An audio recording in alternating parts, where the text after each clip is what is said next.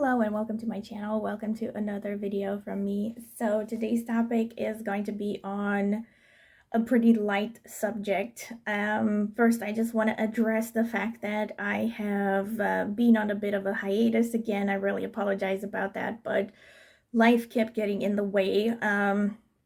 Basically, I don't think I've mentioned this before because, well, didn't think it would be important or that it would concern anyone, but I have started a university program basically a few months ago, and yeah, it is intense and it has turned out to be more demanding than I had expected. So basically, it's taking up a lot of my time. That is really the main reason why I haven't posted in a while, but I am doing my best to post as often as I can. So here I am recording this. I also want to mention, I know that a few of you have recommended, different topics for videos, and I am going to take them into account. But for today, I just really felt this strong pull to do this particular topic because I've only done it once before, I think some months ago. And yeah, I don't know, I just felt inspired to pick this particular topic. It's more lighthearted, it's more fun. But I could also, I would also mention the fact that technically you could actually just look at this reading and ask a different question of your choosing. Like, for instance, who has a crush on me, or I don't know, who is thinking about me, or, who hates me even, right? So basically, you can ask any question that you want. I actually do that myself quite a lot with certain videos. You know, when I look for tarot readings online, I do that sometimes. Basically, I will just ask my own question, and then I scroll through questions that I see on YouTube, readings, pick a card videos, I mean, for readings that seem like they might potentially answer that question, right? So it really doesn't even fully matter what topic I choose, to be honest, because if you really focus on your topic, and again, it's something that could be sensibly answered through the same question, like who is this person, for instance, which is something that could be applied to a lot of things, right? Basically, the bottom line is, maybe I'm not being very articulate, is that you can tweak the questions and personalize them, basically. But my main focus for today is, how does your celebrity crush feel about you and or see you, basically. As usual, I want to start by saying that these are the crystals that stood out to me for this particular topic. As usual, I have focused on the question, I've meditated, and yeah, these are the ones that stood out in this particular order. And this is for those of you who want to choose with just crystals. Pile number 1, you have this blue calcite crystal. Pile number 2, you have this milky quartz crystal.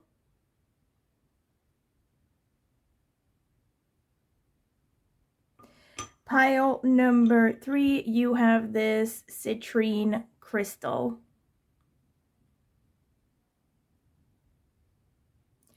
All right, so these are your options. You can pause the video if you need more time to decide. Hold on, I want to arrange them in the best possible light. So yeah, these are your options if you want to choose with just crystals. My recommendation, as usual, is that you take some moments to meditate upon the question, take some deep breaths, exhale longer than you inhale. That will help center you and calm you down. And then open your eyes and choose the first pile that stands out to you intuitively without overthinking it. And of course, once you, of course, as long as you are drawn to more than one crystal, or you're having a hard time choosing, you can just watch all of them or just a couple of them and take whichever messages resonate. Before I sign off, I want to remind you to please subscribe to my channel if you haven't done so already. It is the easiest way to support me, and it is free.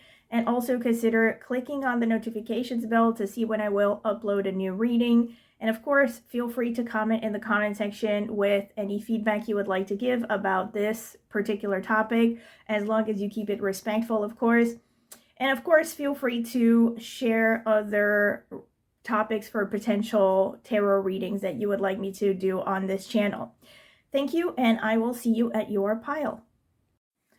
All right, so this is for those of you who want to choose with a card as well as a crystal.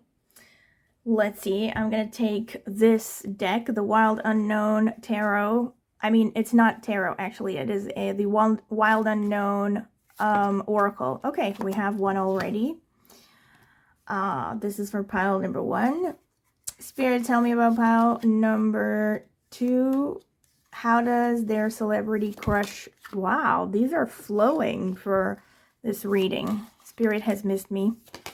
Wow, they really just popped out. That's really cool. Usually this deck is such a hassle for me to shuffle, but this time they just popped out of the deck one by one. So cool. Let me zoom in. Okay, so this is for those of you who want to choose with a card as well as a crystal. Pile number 1, you have this card over here and or this blue calcite crystal. Trying to get it to focus. All right, had to change the lighting a little bit. Okay, pile number 1. And pile number 2, you have this card over here and or this milky quartz crystal.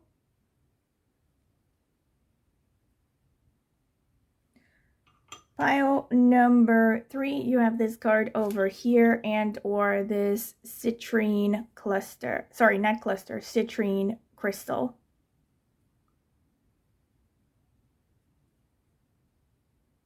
All right.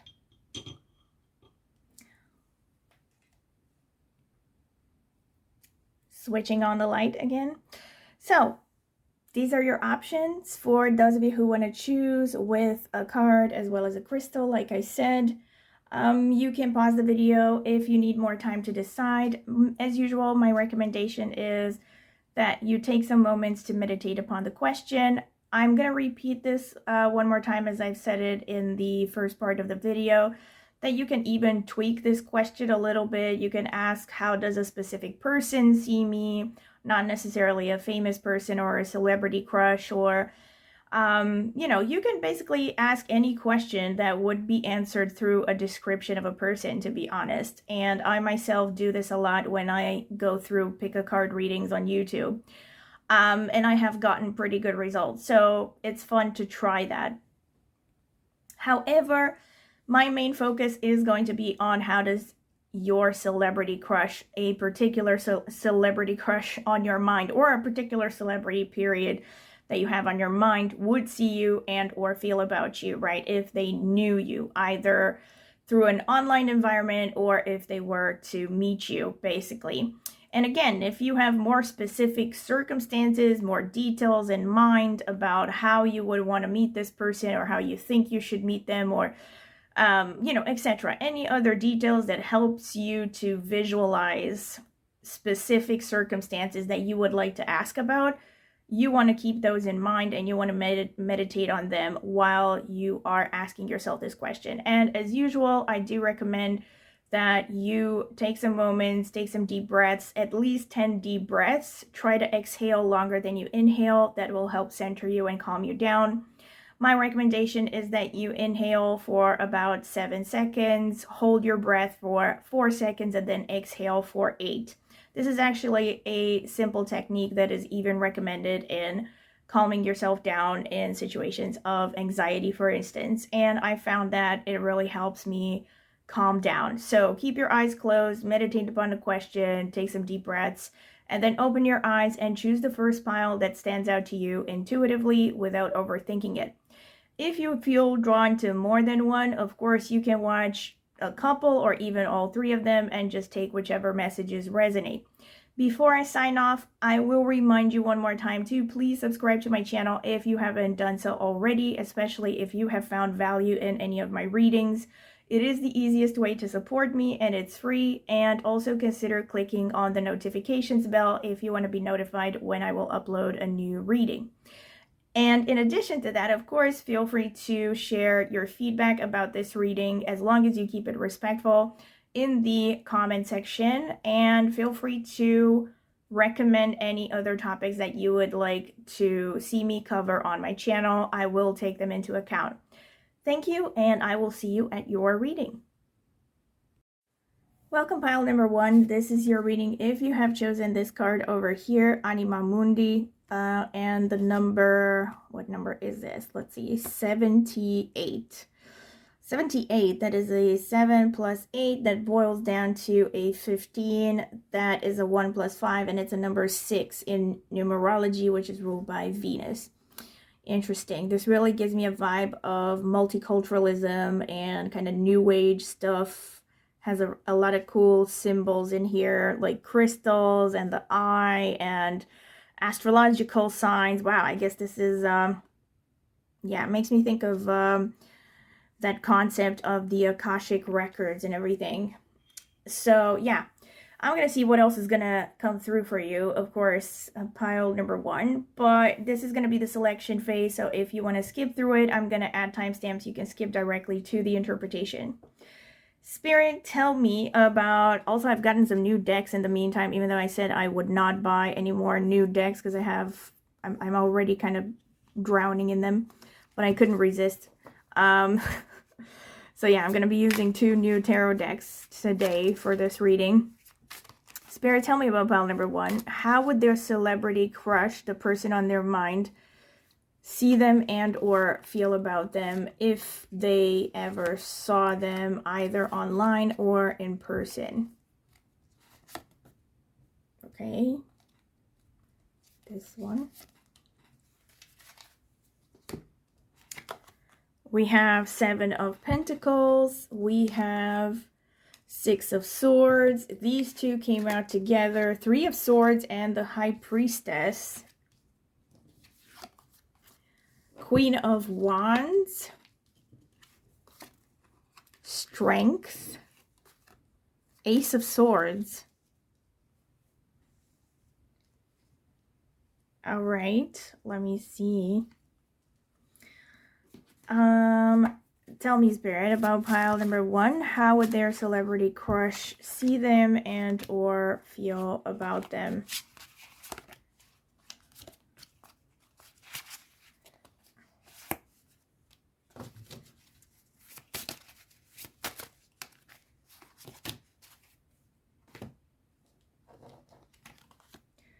Ace of Swords again. Let's see. King of Wands. Ooh, you have King of Wands and Queen of Wands. That's cool. The Star. Hold on, I have to fix the camera a little bit. All right. The 2 of Swords. The Empress. And the 10 of Wands. Wow. This is pretty positive. Okay. Let's see some oracle cards. Spirit, tell me about pile number 1. How does this celebrity crush see them? Oh, I was kind of getting some vibes. Wow. This person sees you as very impressive. I can tell you that right off the bat. Wow. Peace. Okay. So we have this oracle card with peace, and we have, this looks kind of like the Virgin Mary archetype here with that lamb, like the Virgin Mary and Jesus or something. So I think this person right off the bat sees you as someone who's very spiritual. I see that with the High Priestess coming out as well. So I can, that's like the vibe number 1 that I'm getting. And then we have Dragon Supernatural. You are the ancient wise sage. You can shapeshift at will. Mastery is your destiny. Rise with dignity. And you also have Cougar Assertive. In silence, you find power, claim your leadership role, and take action. You know where to go and what to do. You have the courage and confidence to succeed. So right off the bat, this person sees you as an interesting combination of very feminine and also very strong qualities. You actually also have the Strength card coming out here with, so, and also we have the Queen of Wands and the King of Wands coming out. And we also have the Empress and we have the Ace of Swords coming out twice. So this person sees you as extremely impressive, like overall. I would think that their first impression would be to kind of, you know, be almost in disbelief of how many qualities you have. I mean, with the dragon and the cougar, both of them, you know, being very powerful I was gonna say enemies for some reason. I don't know, maybe that's relevant. I'm gonna see as the reading progresses, but I think with these animals being very powerful, right? Makes me think of something that has a very strong presence, almost majestic, right? I think this person is going to be taken aback by you when they see you, right? They won't believe that, almost like in some cases, because again, this is a pretty general reading, but in some cases they will almost like do a double take because they will not believe that someone like you is real. Now, this could be about your physical appearance, but I think it's, in most cases, it's about the overall vibe. And also, I think with this anima mundi sort of thing, I mean, anima is, it means heart, as far as I know. It comes from, I think, comes from Greek. I'm not 100% sure. It could be Greek or Latin, because I know of the anima and animus concept, right, from Jung. Anima mundi is like the soul of the world or something like that. So, and you also have, like I said, the high priestess coming out. You have this dragon supernatural, right, that says you are the ancient wise sage. And you have this peace card, which makes me think of this very kind of feminine wisdom sort of energy. And I really think that this person sees you as someone who is very, very wise, someone who maybe has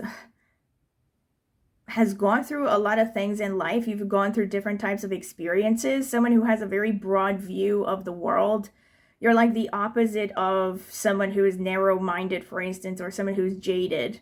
They see you as someone who's very, very almost kind of psychic in some ways, and I'm really picking this up right off the bat, actually. I'm going to see how the reading progresses, and especially once I get to the astrological notes, I'm probably going to get more insights. But let's see. So right off the bat, right, at the beginning, we have Seven of Pentacles and we have the Ace of Swords. So this is the energy that this person will pick up on right at the beginning. So the very first thing that they will notice about you is how smart you are. And I also was going to say that with the dragon coming out, I wonder if many of you have placements in Aquarius and or have a prominently placed Rahu or North Node of the Moon, because usually the dragon is kind of connected to Rahu in astrology. So I really, and of course, some of you maybe are even born in the year of the dragon. That could be a thing in the Chinese astrology. But overall, right, there is this vibe of someone who's very ahead of their time almost, right? So someone who's avant-garde, who is not afraid to speak their mind, to follow their own path, someone who's very independent in their way of thinking, right? Someone who does not follow the crowd. So I think right off the bat, they will be impressed by how strong you are, number one, and also by how smart you are. And they will also notice that you are someone who's really hardworking, someone who's determined, who doesn't shy away from effort, basically. And I think right at the very moment, let's say the very first impression that they will get, in the very first split second, right? Because most of this is going to be about kind of a first impression. But at the very first thing, right, that they will notice, aside from your intelligence, will be the fact that you come across as very determined to be good at your craft, at your work, at your career, right? Which could mean that, I don't know, they might see, if they were to see you, or meet you, they might meet you in a context that is career related, maybe connected to your career especially. And then we have the Six of Swords and the King of Wands in the second position. I think this person, and again, I'm getting a lot of Leo energy here as well. So the Ace of Swords has the number 1 associated to it, which in numerology is ruled by the Sun, the planet which naturally governs Leo. And then we also have King of Wands, and we also have the Queen of Wands. And then we also have the Star, which is a card that I associate with Aquarius. So I would see that as a confirmation of Aquarian energy being present as well. But again, I'm going to see more about the astrological signs once I get to the Oracle the oracle deck that I have about astrological signs. But about Six of Swords and King of Wands. So this person sees you as someone who is very passionate. And it also at the same time means that they will have a very hard time being indifferent to you. So this person is definitely going to feel impacted by your presence. They will have strong emotions. And I think, again, just looking at the cards that I see so far, for the most part, is going to be really positive emotions. So they will just mostly be almost overwhelmed by your energy. This is the main energy that I'm getting here, the main vibe. Like, this person is just going to be taken aback by how impressive you are at first. And yeah, with the King of Wands, they will notice your determination, your passion, and at the same time, it will bring out their passion, sort of. It will bring out strong emotions, basically. Now, in and of itself, I would not automatically take this to the point of meaning intense physical attraction necessarily. I do think that it hints towards liking someone, definitely. But I'm not seeing, like, for instance, a strong sexual thing so far in these cards. Again, I'm going to see how things progress with astrological notes and all that. But yeah, I think this person sees you as someone who has gone through quite some challenges. They don't see you as someone who is pampered or spoiled. They can see that you're someone who has had to work hard to get things, and they really admire that about you. Like, they admire your strength, and it's showing up repeatedly with the Seven of Pentacles, with the Strength card, with the Six of Swords, also that Cougar energy. And of course, if you are a woman, with that Cougar energy and also with that dragon, if you're a woman and this is a man, they will really feel drawn to your strength. They will really admire your strength. But again, to which extent this will be, highly physical or passionate or romantic, I'm going to have to see more notes about that as I go along.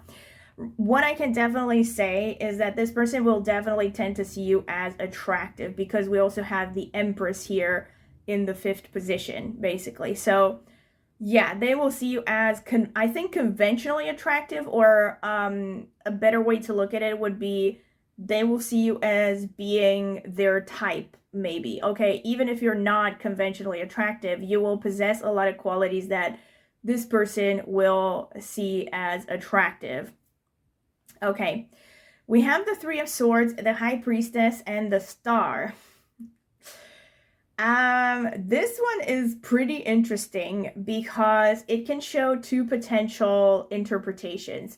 Number one, with the Three of Swords and the High Priestess, this could be that this person, when they come across you, or if they were to meet you, let's say if they were to meet you at this moment when you're coming across this reading, they could be someone who is not in a very good emotional state. The Three of Swords can show heartbreak, right? So it can show that when they see you for the first time, they may not be in a, frame of mind where they're open to think about romance, for instance. If this is someone that, you're hoping to potentially, I don't know, date in your fantasies or something. So this person could be hurt at this moment. It doesn't mean that, I don't know, it's going to be a permanent thing, or that they won't like you. But it could be that at the moment, again, when you come across this reading, they might be going through some heartbreak, some disappointment. And so they might be a little bit closed off. But at the same time, they also see you as very impressive and possessing a lot of attractive qualities. And another way to look at it could simply be that they are terrified that you might break their hearts.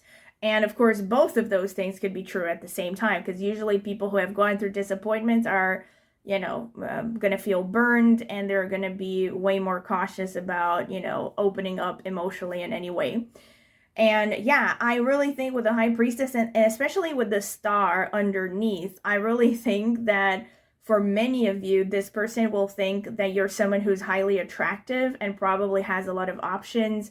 And they might actually feel that you might end up burning them, right? You might end up hurting them if they were to open up and become vulnerable. And I also, again, see this very, very powerful impact emotionally with that Three of Swords and the High Priestess. So it's almost like you get under their skin much faster, or they at least sense the potential that you have to get under their skin very quickly. And I think that makes them anxious. That would make them anxious, basically, because they could sense your powerful aura. And I also, again, with that Empress and all of these majestic energies, I think this person kind of senses from the beginning that you're the kind of person that they might fall for. And so, especially if this is someone who has gone through heartbreak, maybe especially in recent history, they will probably be cautious because, again, they're afraid of what impact you could have on them emotionally. And then we have the Queen of Wands, we have the Two of Swords here in the past. I think what this means is again, it really goes hand in hand with you being someone who has really had to work hard to prove your own strength and maybe had to overcome a lot of challenges. I think they see you as someone who maybe has been indecisive at some point in the past. Again, you have to think about how this resonates. This is a general reading. Maybe this person will know a few things about you that will make them see you that way. Or maybe something in your aura is going to give off an energy of maybe being, I don't know, indecisive, but I think this is about your past. So it's not how they would see you if they were to meet you right now. This is something about your past. I think they see you as someone who has had maybe prolonged periods of time of stagnation in life, or periods of time where you seemed really indecisive. Maybe you are the kind of person who, let's say, has changed your mind a lot about important things in life, your trajectory in life, maybe even someone who has gone through multiple relationships, right? So all of these things could have been explained by this Queen of Wands and Two of Swords underneath. And I think they also see you as someone who, again, probably has gone through some rough experiences, because the Queen of Wands speaks of having a shadow side, having a self-sabotaging side that really tends to work against you. And most likely, this shadow side with the Queen of Wands comes from some kind of childhood traumas, right? Some kind of subconscious part of you that is unhealed and has certain irrational fears that, you know, basically turn parts of yourself against yourself, if that makes sense. There's like an inner conflict going on. And so this person could be looking at you, or again, based on things that they find out about you, they could be thinking that you're someone who has gone through a lot of rough stuff that has, maybe held you back in life for prolonged periods of time. But they also admire the fact that you have overcome this, because this shows up in the past. And then we have the Empress and we have the Strength in the future. So this person, on the one hand, it shows how impressive they see you again. So they see you like this perfect blend between strong and capable and resilient. And on the other hand, beautiful and especially feminine. So if you're a woman, this person could even see you like an ideal feminine beauty, maybe, or an ideal feminine partner. They can definitely see that you have, not that they can see that you have, because basically everyone has a feminine side to some extent, but with this person, they really like your feminine side, like you are their type maybe, or you have a lot of qualities that they would look for in a long-term romantic partner. And they see you as this blend between, strength and beauty. But at the same time, this can also show that they are fighting themselves. So when it comes to, again, if they were to meet you, they would have to exercise a good amount of self-control to keep from, showing too much interest. Because I think they would, again, this is really going hand in hand with the rest of the reading, I think they would be really overwhelmed by your presence, and I really think on a subconscious or even on a conscious level, this person will really recognize that you have a lot of qualities that maybe they always wanted in a romantic partner, right? And like I said, it takes them aback, really. And then we have the Ace of Swords and the Ten of Wands. So they see you as someone who is definitely going places. This person sees you as someone who is heading towards massive success, but they also appreciate the fact that you are someone who has had to work hard and most likely still has to work hard at the moment when you come across this reading to get what you want. So they really admire and respect you. They respect the fact that you're someone who takes matters into your own hands, and that you're someone who, is not afraid to roll up your sleeves and do whatever it takes to get the results that you want. You're not waiting around for a savior, let's say. And I realize that, I'm mostly referring to you as if you are a straight woman, because that's most of the people who are watching my channel. But of course, you can adapt this to your situation. And yeah, this is pretty much what I see from the tarot cards. So let me see what the astrological cards have to say. Spirit, tell me about pile number 1. How does their celebrity crush see them and or feel about them? Oh my gosh. So many confirmations. Look at this. We have the Cancer. Didn't I tell you that this is giving me like Virgin Mary? Well, obviously, at the very least, I could have said maternity sort of vibes, right? Like mothering sort of vibes. With the High Priestess, it's a similar thing. With the Empress, it's the same sort of thing, right? So they see you as someone who, yeah, they see you as someone who would make a good mother, especially, again, if you're a woman. If you're a man, the same thing. They could see you as someone who would make a good parent, someone who has a nurturing side. Yeah, someone who is very good at taking care of others. Again, this is a relatively first impression, so it doesn't mean that they have a deep understanding of who you are. But this is the vibe that they're going to get from you, basically, that you're someone who would be a good mother, a good parent, someone who likes to take care of others also, and someone who is good at that, good at being nurturing and soothing, and potentially also someone who's good at cooking, right? Or any kind of activity that is connected to nurturing, basically. So I think that, and also with this word peace on it, I really think this person can actually see you as someone that could be like a safe haven for them, someone that would make them feel soothed and accepted, right, and loved even, in a spiritual way, right? So this part so far, it's not particularly erotic, for instance, but which doesn't mean that they don't find you attractive. I have to say, and I have to say it as much as some people don't want to hear this, but whenever I get this Cancerian moon sort of energy, because this is connected to the mother archetype, it is possible, again, especially if you are a woman, a straight woman, especially, that you triggered this person's mommy issues, potentially. Like, they might even like you or like certain things about you because you kind of remind them of their mother. I know it's not what people want to hear, but whenever I get this vibe, that's kind of where it hints towards. Especially with this cougar here, this cougar energy, that could be even more so, And then we have all these great confirmations. I mean, hello, we have Mars and we have Leo. Very big confirmation, exactly what I was talking about with the King and Queen of Wands, right? So the Leo coming through is a very strong confirmation of that sun energy.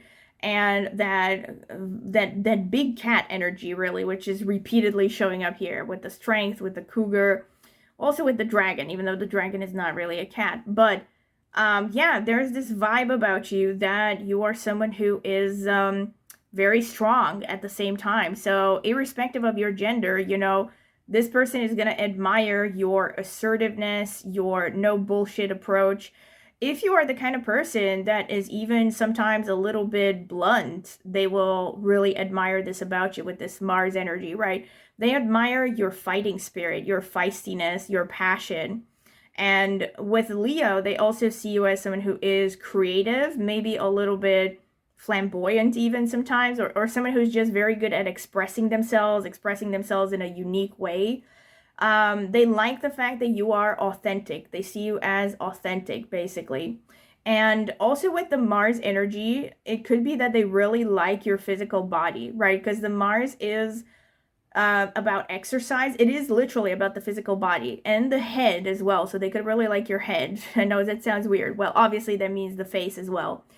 But with the Mars, yeah, they could really feel drawn to your body. You know, maybe they really admire your muscles, like your structure, your strength, even physically with the Mars energy.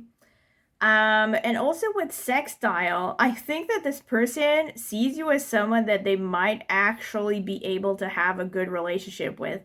The sextile tends to, like it suggests, you know, it tends to show that sort of serendipity sort of thing, right? Like if they were to meet you, they would think, like this might actually be someone that I could be compatible with, you know, in the long run, because they might recognize some things about you that, again, I mean, based on what came through with the cards, they will probably recognize that you have a lot of qualities they seek in a romantic partner. And yeah, they might even recognize that you have things in common with them that would make you a good romantic partner. And then we have the ninth house, learning and faith. So they definitely see you as someone who is wise, potentially well educated. So the ninth house is actually a very strong confirmation of this oracle card, the Anima Mundi, you know, because ninth house is about traveling. It is about multiculturalism to some extent, right? It's about people who want to explore different cultures. So I think, and again, this might literally be something that is particular to you. Like maybe you come from a multi-ethnic background, and if that is the case, they will definitely find that attractive about you and very intriguing. You know, they can sense that you are very original because maybe you are a combination of different cultures. Or maybe they can't even fully place you in, I don't know, they won't immediately be able to tell where you're from, right? There's like this aura of being kind of a global citizen in some ways, you know? And yeah, so this is a confirmation of the fact that they also see you as very wise, very open-minded, someone who seeks to always have the big picture, right? And also someone who seeks to constantly expand their knowledge of the world. Like I said, the opposite of narrow-minded or obtuse, you know? Now, more specifically with the ninth house, they could actually, I mean, one of you could be teachers or something, or you could be involved in a teaching not procession, in a teaching profession, right? Or you could be involved in journalism, you know, or travel vlogging. You could be involved in philosophical subjects. You could be even involved in religions or something, some kind of spiritual communities. So they admire that about you, whatever it is. Like if it's something connected to your faith or your ideologies or anything like that, your belief systems, right? They will tend to really admire that, then notice it about you, that you, let's say, have a strong sense of principles and whatever, like things you believe in. Another thing is, yeah, you could come across as someone who is, like I said, well educated, probably well read, someone who could be in academia or an author, someone who's involved in publishing. Yeah, or someone who's involved in traveling professionally, like a tour guide or something like that. Of course, with the ninth house, this can also just show that if you were to meet this person, it most likely would be in a context connected to the ninth house, meaning far away travel, right? Long-term, long-distance travel, something connected to religious ideologies or philosophical views, like, I don't know, you meet in an ashram or something like that, or in a temple.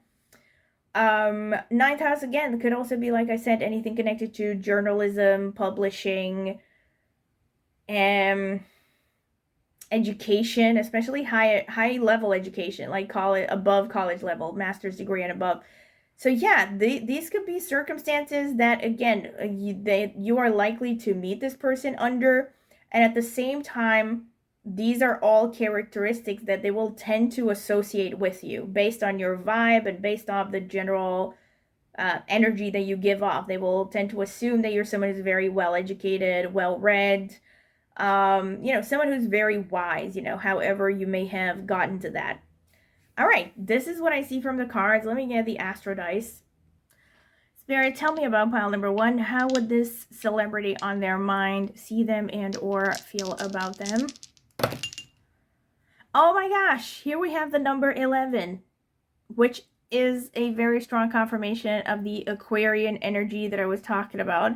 We also have Pluto, which is the natural ruler of Scorpio in tropical astrology, which confirms the intense energy that I was picking up through this reading. Maybe some of you also have placements in Scorpio and or a strong 8th house. And again, you could also have a strong Ketu, which in Vedic astrology is the co-ruler of Scorpio together with Mars. And you already have Mars coming through.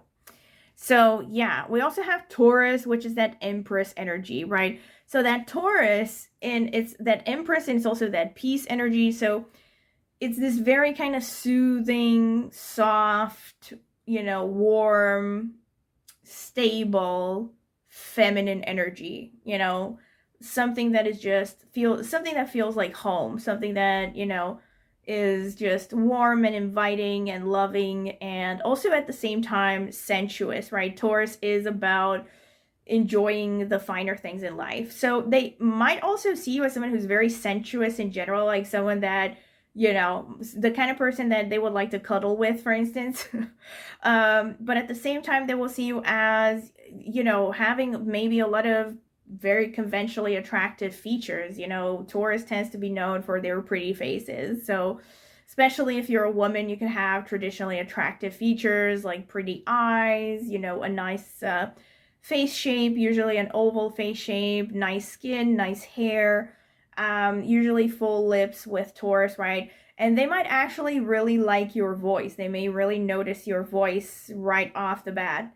And yeah, so you're like an interesting combination between very strong, capable of intensity. I think they pick up an intensity about you that really takes them aback. And at the same time, they can sense that you also have this potential to be very soft and nurturing and, loving, I think, as well, and almost kind of healing in many ways, right? Sort of energy. And yeah, with that at number 11, they also pick up that progressive Aquarian brilliance as well. So intellectually, they see you as someone who has top-notch abilities, right? Someone who's very smart and someone who's not afraid to, like I said, follow their own path in life without, asking about, without looking around towards what other people find acceptable, basically. I also think with the 11th house, there could also be a possibility, also with that star, that this person, so number one, there's a possibility that you could, if you were to meet this person, you might meet through something like a concert or some kind of big public event where there are a lot of crowds gathered. You could also potentially meet through entourage, either your entourage or their entourage, their circle of friends, your circle of friends. That could be one thing, but then on the other hand, it also shows that they might see you as someone who is quite popular, ironically, right? Because you are getting, you're asking about how your celebrity crush would see you, but they actually see that you have the potential to be popular. They might assume that you are quite popular. So especially with that star in opposition, again, I wonder if many of you are, people who have a strong social media following. Maybe, I don't know, maybe you have like a strong Instagram profile or something.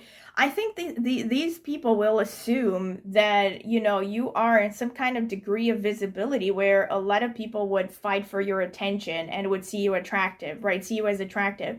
And I think that would really add to them feeling potentially intimidated and insecure, really.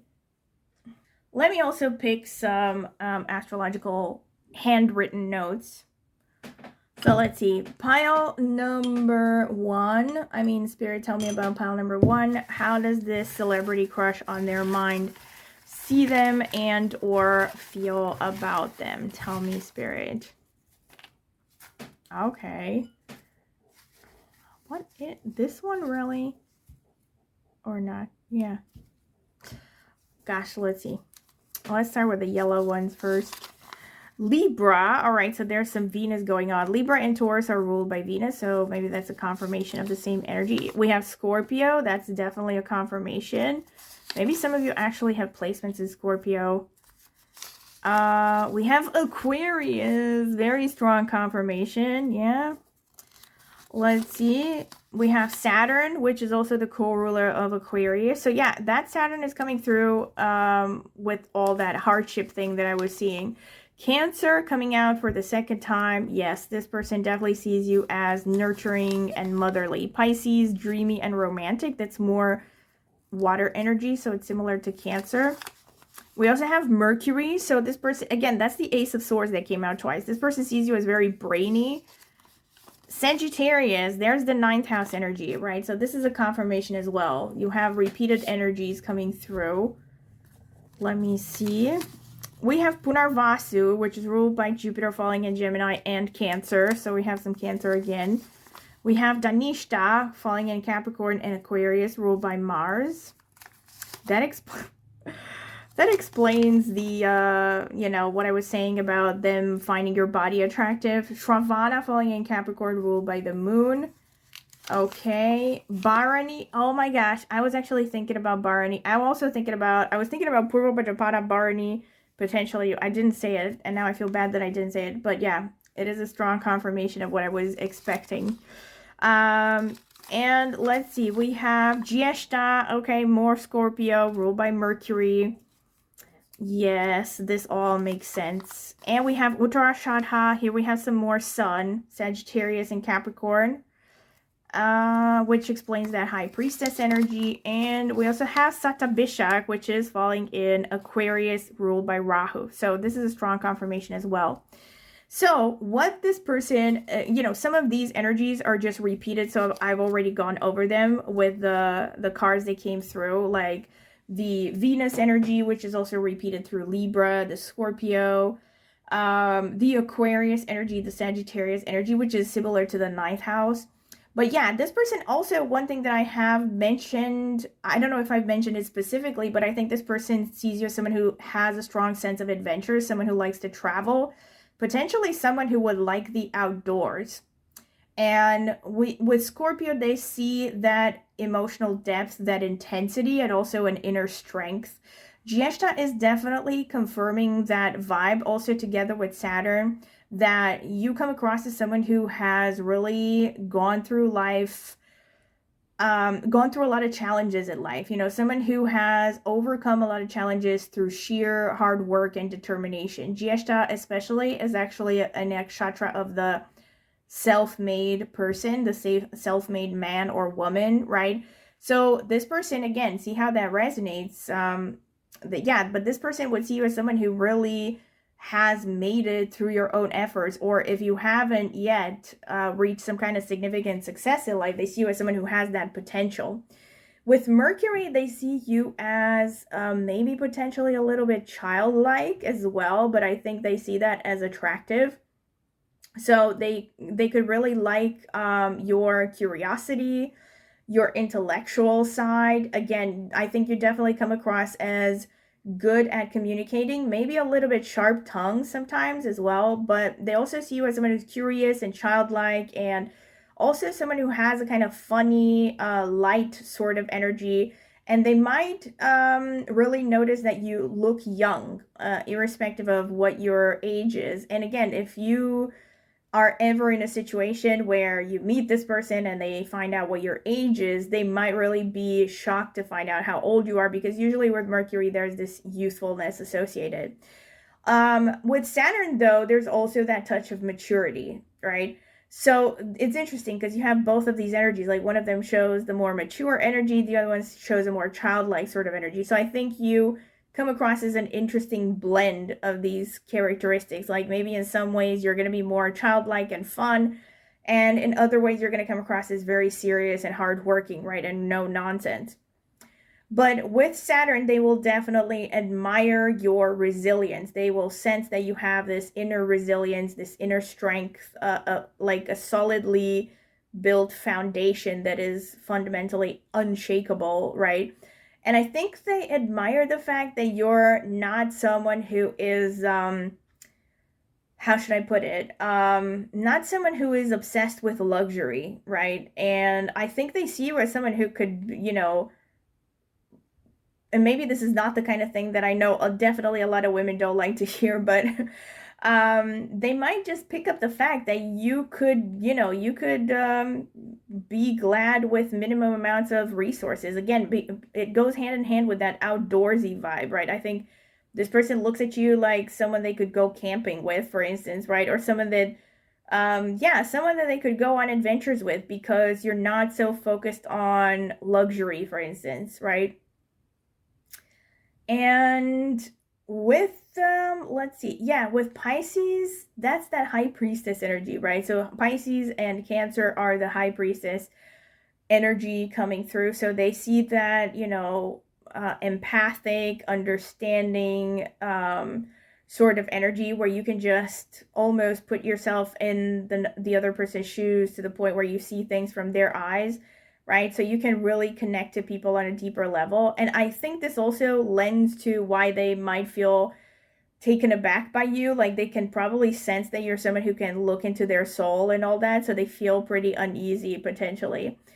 Now, with the nakshatras, again, we have a lot of confirmations, like I said, with Dhanishta. So Dhanishta confirms that they probably find your body really attractive, and at the same time, they will probably assume that you are popular and that a lot of people find you attractive. So they would probably find it daunting to, let's say, pursue you, right? Or they might really feel uneasy to even open up even a little bit, because again, they might feel terrified of getting hurt because, yeah, you have options.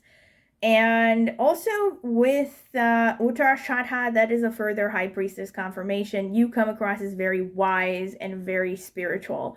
Almost someone that has the potential of being some kind of a spiritual leader, actually. With Punarvasu, again, there's like this philosophical bend over here.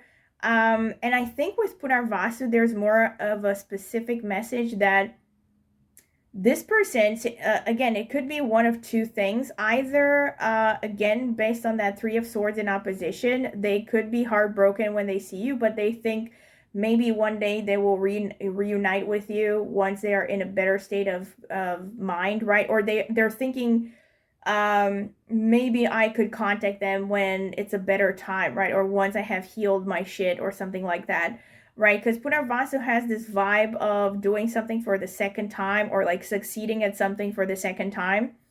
Yeah, so, or they're thinking, I don't know, maybe if they meet you in a gathering or something, they'll be like, oh, this is not the best time to contact them because they're with friends, but I will contact them later or something when I have the chance and I'm in privacy and all that stuff. Also with Shravana, you come across as a good listener, and you come across as very, again, this is a confirmation of a lot of feminine energy, because Shravana is ruled by the moon. And especially with women who have Shravana placements, I mean, just to give you some examples off the top of my head, Vivian Lee had moon in Shravana, and Liv Tyler has moon in Shravana, and Britney Spears has moon in Shravana. I know among men that Viggo Mortensen has moon in Shravana. I don't know about other men, but Shravana tends to have this pretty romantic vibe about them. It's not so much like sexy, for instance. Dhanishta has the sexy though, so I think this person sees you as a combination of both. You probably have a little bit of sexy, but also a bit of ethereal and romantic sort of a vibe as well, mysterious and yeah, and all that. But yeah, with Shravana, there's this vibe of kind of like a soothing, feminine, mysterious, think of Liv Tyler playing Arwen in Lord of the Rings sort of thing. Yeah, that kind of vibe, right? That kind of lures people in with their etherealness, basically. Barney also has a kind of sultriness to it. It has a kind of dark and lush vibe about it. Again, makes me think of sensuality. So I would see it as a confirmation of the Taurus energy, the Venus energy that has come through. I mean, let's not forget that your original card here, the Anima Mundi, boils down to a number 6, maybe some of you have a strong 6 in your numerological profile, like your life path number 6 or destiny number 6 or personality or a soul urge number 6, right? So this number 6, or you're born on a number 6, day of the month, like the 6th of a month or the 15th or the 24th, these are basically the main numbers that boil down to a number 6. So you carry this very Venusian sort of energy, right? That is about enjoying yourself, sugar spice, everything nice, and sensuality and hedonism and all that stuff, right? So it's a very kind of warm and feminine sort of vibe, this sultriness. And with Bharani, there's also kind of a hint of psychicness, like people who are, Bharani is actually connected to death, believe it or not. It's ironically connected to death and birth at the same time, because, and it's actually represented by the female reproductive system, the Bharani Nakshatra. And it's very, very feminine. I actually have heard astrologers refer to it as the most feminine nakshatra in its nature, basically by just simply thinking about energy, right? Because it produces this very kind of sultry, heavy, slightly melancholic and dark sort of beauty. Makes me think, and actually whenever I get this, I always mention Lana Del Rey, because she has a Venus conjunct Rahu in Bharani Nakshatra in her horoscope, and Venus, it just happens to be the planet that shows your aesthetic ideal. So the way that she portrays herself and also the music she makes is actually very Bharani in nature. And I remember she had one of her songs where she said, I paint my nails black, I dye my hair a darker shade of brown, because you're like your women, dark, Spanish, and proud, or something like that. And, she has all this, like, dark, sultry sort of appearance, like the heavy eyelashes. And actually, that's a thing with Bharani. They tend to have kind of sultry eyes, with downward facing, like, outer corners of the eyes, and a lot of Bharanis, they have this kind of, sometimes they have like a deep sultry way of speaking or a deep voice. Greta Garbo also had, I think, Moon in Bharani, if I'm not mistaken, just to give an example. So they tend to have this kind of sultriness and also at the same time a mysterious aura to them. And I think that makes you come across as very appealing to this person. The Satabhishak also as an archetype of a wounded healer. So the Satabhishak would definitely, again, reinforce that brilliant vibe that they pick from you, because it is very, again, it's ruled by Rahu. So it would explain that Ace of Swords coming out twice as well, because it's very smart, very intelligent, very sharp. Also avant-garde, because, the Aquarius energy and all that stuff.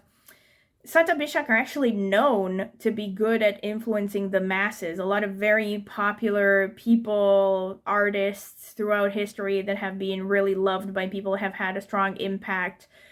Just to name a few: Robin Williams, may he rest in peace, Kurt Cobain, Enrico Caruso, who was the best opera singer in history according to most people. All of these people had prominent, Satabhishak Nakshatra, right? So it tends to be a nakshatra that has this feel for the pulse of society, right? They can they can create artworks and stuff that a lot of people relate to.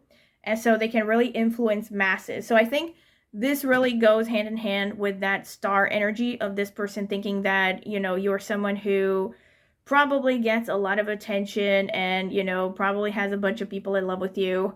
And at the same time, they can see that you have suffered. There's actually, like I said, this archetype of the wounded healer connected to Satabhishak. So these are people who become wise and become smart through suffering, right? Through understanding their own suffering, they actually get to a point where they're very smart about particular issues. It's actually particularly connected to healing professions, medical science especially, right?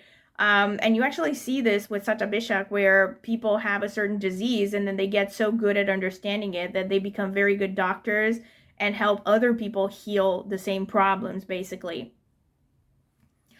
And yeah, so they see this about you, but at the same time, Satabishak together with all this Aquarian energy that you have can also make you come across as sometimes aloof and even inapproachable, basically. Like they can't quite fully grasp what your deal is. Like they can't easily read you. But yeah, this is pretty much what I have for you, pile number one. Wow, I did not expect this reading to drag on for this long. But yeah, a lot of strong messages. So I hope you have enjoyed this. And again, if you have, do not forget to like the video, subscribe to my channel, click on the notifications bell to see when I will post a new video. Also, comment in the comment section with any feedback you would like to share, ideas for future topics you would like me to cover. And if you're interested in getting a private tarot reading from me, check out the video description. I have left my email address there. You can email me for a pricing list, reading options. I don't spam people, so you don't have to worry that if you're going to send me an email that, I don't know, I'm going to keep spamming you or anything like that. I only respond if you ask about readings. And also, actually, you can see a public post that I made on my community page not too long ago where I actually listed the regular prices that I have for readings if you're curious. And I've also left a link in the video description to reviews I have gotten for private readings before. Go ahead and check them out. Might help you decide if you want to get a reading from me. And last but not least, I also have an astrology channel, which I've actually started a much longer time ago than this channel. It's called Astro Martine, and I will be linking it in the video description as well. I focus mainly on Vedic astrology, but also with some tropical insights, as well as insights from other astrological systems like Chinese astrology, Batsa, Ziwei Doshu, numerology, and a bunch of other metaphysical systems. But yeah, I have more than 10 years of experience reading Vedic horoscopes, more than 20 in tropical in total as well. So I started with tropical, but I stuck to Vedic because I have found it to be more accurate. So if you are curious about astrology, go ahead and check out my astrology channel. Maybe subscribe. I would greatly appreciate it.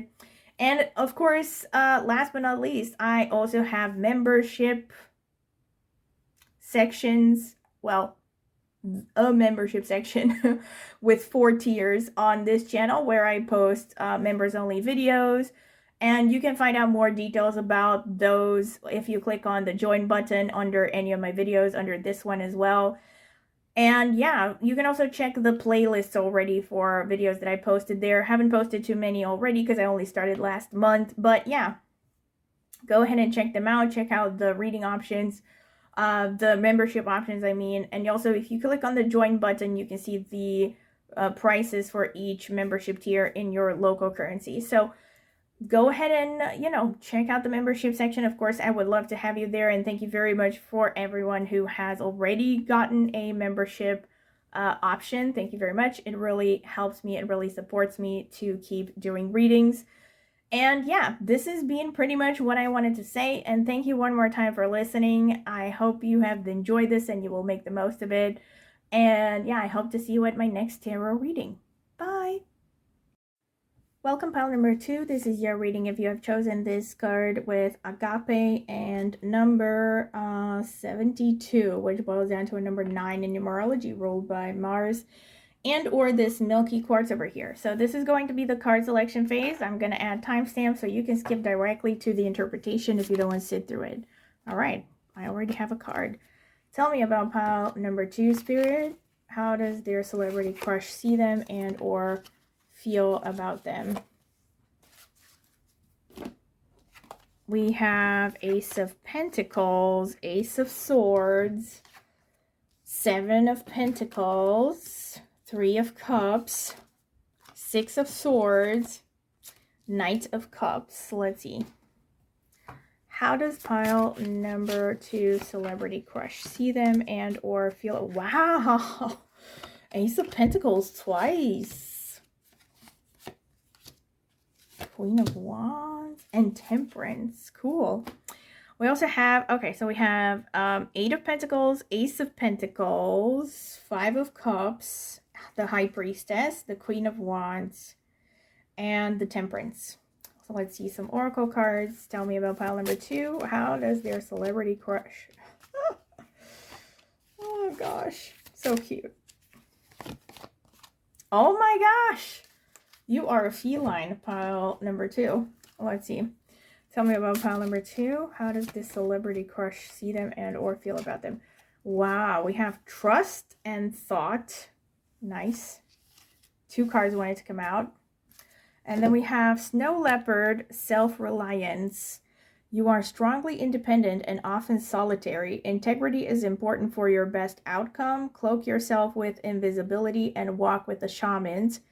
Use your intuition and let your life unfold in silent perfection. And we also have Lynx, keeper of secrets. Take time out from the world and be the observer. Nothing can deceive you when you trust your knowing. You see others' secrets and keep them sacred. In silence and solitude, you will find your strength. Okay, so this person, right off the bat, sees you as someone who, and again, you have agape, which is actually, as far as I know, it refers to a type of love that is very pure, that comes from the heart, you know. It's like it's a different love than the erotic, the eros sort of love is like erotic love, and agape is like romantic love, basically. And yeah, I think right off the bat, this person, especially here with this high priestess energy, and the descriptions of these cards, and then the thought and the trust, this person sees you, right off the bat, I'm getting an innocent vibe. So they see you as someone who has a certain energy that is very pure, that is in many ways innocent.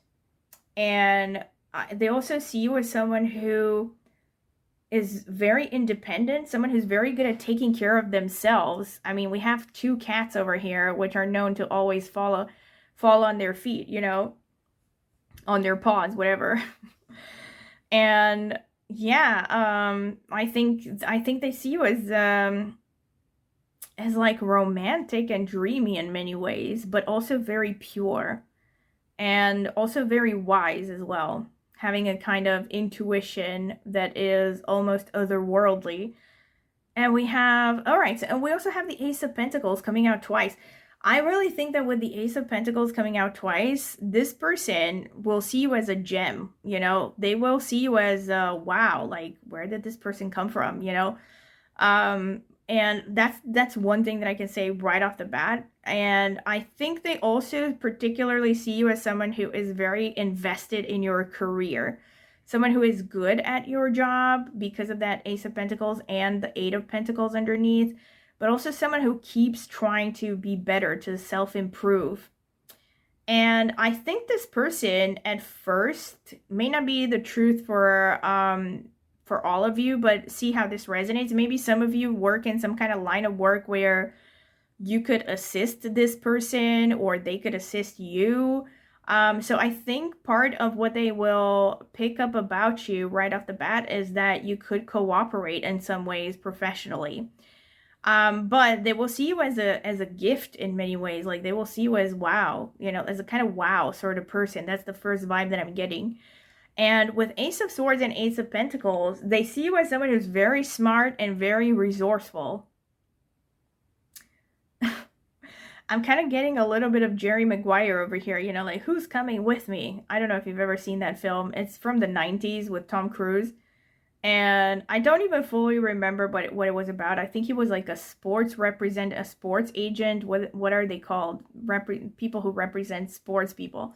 Anyway, and there was the scene where he quits his job and he's holding his goldfish and asks everyone in the office who's coming with me, because he wanted to start his own business, and like only one other person, who was played by Renee Zellweger, ended up going with him, and he started his own company and ended up whatever.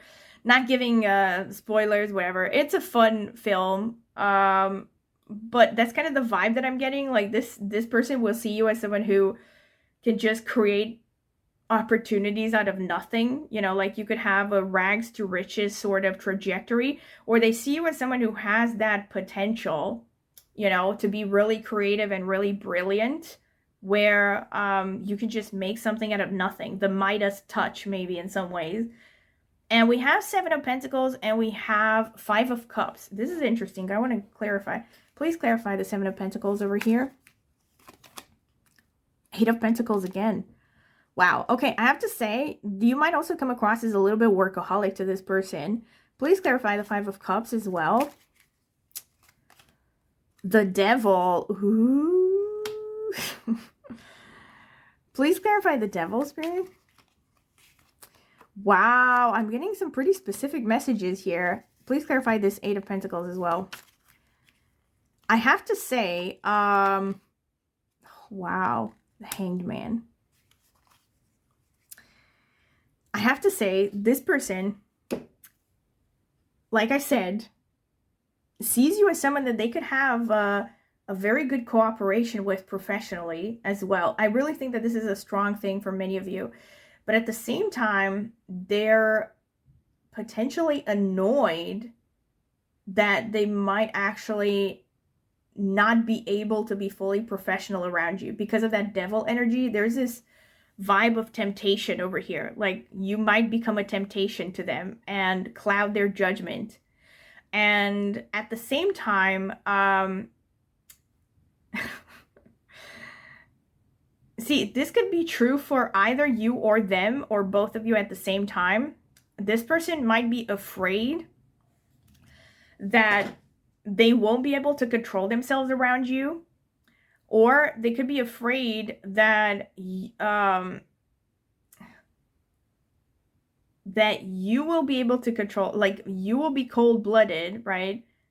Well, that's actually this almost the same thing. So like, they're afraid that either they're not going to be able to be objective and they're going to feel attracted to you and they're not going to be able to keep a cool head about it, or they're afraid that something like that might come from you, right? Or that you're not going to be able to be objective or something. Or that there will be some awkward moments between the two of you, maybe because of the differences in background and of course maybe, I don't know, professional levels and success levels and all that. But yeah, I see that this person will definitely see some level of temptation, and I really think that this is mostly for them, right? Because this is a reading about them at the end of the day. And I think that they will see you as a temptation, but they will do everything in their power to mask it and, you know, to keep their SHIT together around you and keep that poker face on with the King of Swords, right? But I think it will be difficult for them. And also that Hanged Man as well. The Eight of Pentacles, Seven of Pentacles, yeah. I think this person is afraid that you might be a distraction for them ultimately in from their success, or maybe from something very specific that they have set in mind, you know, like they feel like you might derail them because of the attraction that they could feel for you. And we have the Three of Cups, we have the High Priestess. I'm going to get more, please clarify the High Priestess, Spirit. Page of Swords. Please clarify the Three of Cups. Please clarify the three. Okay. King of Wands. Didn't the King... No, the Queen of Wands came out as well. Didn't the King of Wands also come out? No. I think that must have been for pile number 1. Yeah. If you feel drawn to pile number 1, definitely check it out. But yeah, we have King of Wands. So this is going to sound very far-fetched, potentially. But, I mean, you're watching a tarot reading, so I'm just going to let it all out. Because we have the Three of Cups here in the past, and then we have the High Priestess right underneath, this person might be someone who has this very strong feeling of deja vu around you. Like, maybe you have met through a past life or something, or you will give them some really familiar vibes, all right? Now, this could be because of a past life connection, and you will especially see that if you have K2 conjunctions between your horoscope and their horoscope, or vice versa, right? So like if they have their K2, aka the south node of the moon, conjunct one of your planets or ascendant, or they have their K2 conjunct, did I just say the same thing? Anyway, you know what I mean. So if they have their K2 conjunct one of your planets or ascendant, or you have your K2 conjunct one of their planets or ascendant, that could show a past life connection, right? So there could be that feeling of, you know, deja vu, like you've seen this person before, you've had some kind of a connection maybe, depending on what planet is being contacted in aspect, it will show what kind of a relationship you had to them in a past life. If it is not a K2 situation, maybe this person's time of birth is out there and you can see their full horoscope, right?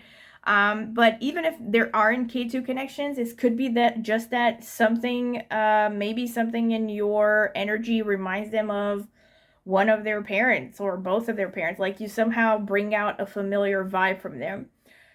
And I think they also see you as someone who, I have to say, this person's impression, and again, this is mostly first impressions, right? Because I didn't specifically ask about first impressions, but it's kind of implied, right? Because it's, what they would think when they were to see you, meet you at some point, right?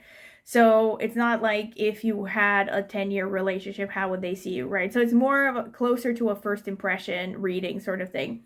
And just based on this first impression vibe, I think this person might actually see you as someone who, in many ways, has had an easy life. They might even see you as a little bit sheltered because of that Three of Cups and that High Priestess energy. They might see you as a little bit, especially if you're a woman, they might see you as a little bit of a princess, like kind of shut away in an ivory tower. Obviously, I am not saying that that's who you are.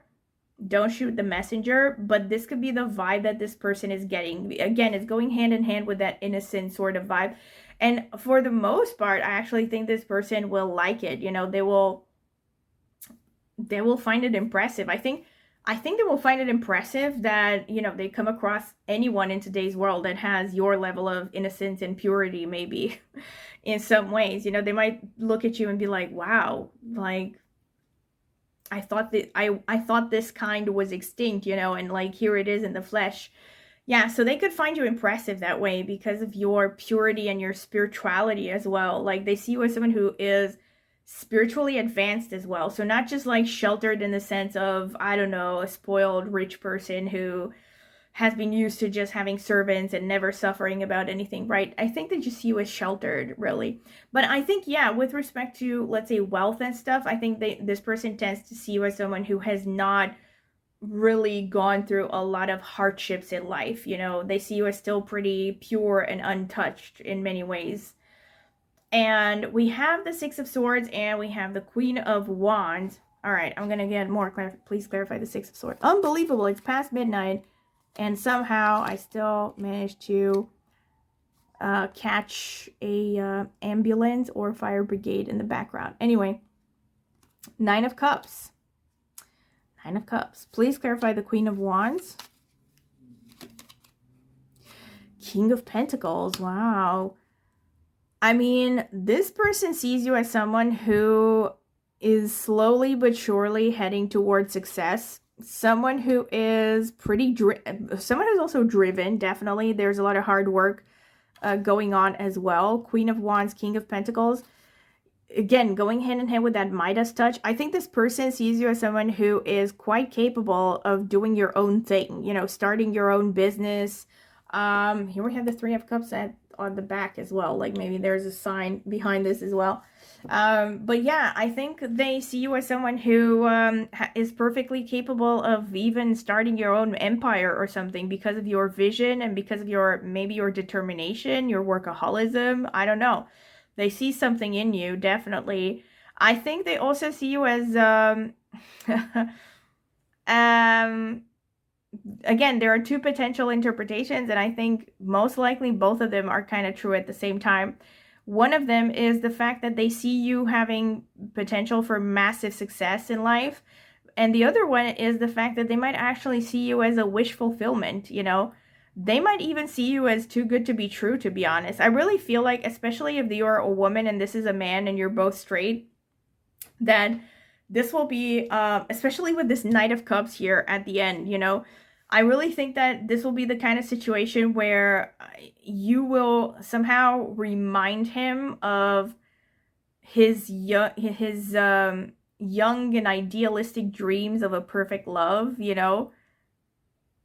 Like you know what I'm thinking of right now? I'm thinking about the child empress in A Never-Ending Story.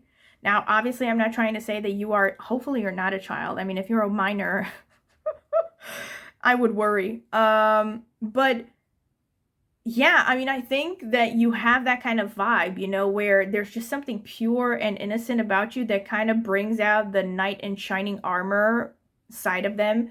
And again, this is especially true, of course, if this person is a straight man and you're a straight woman.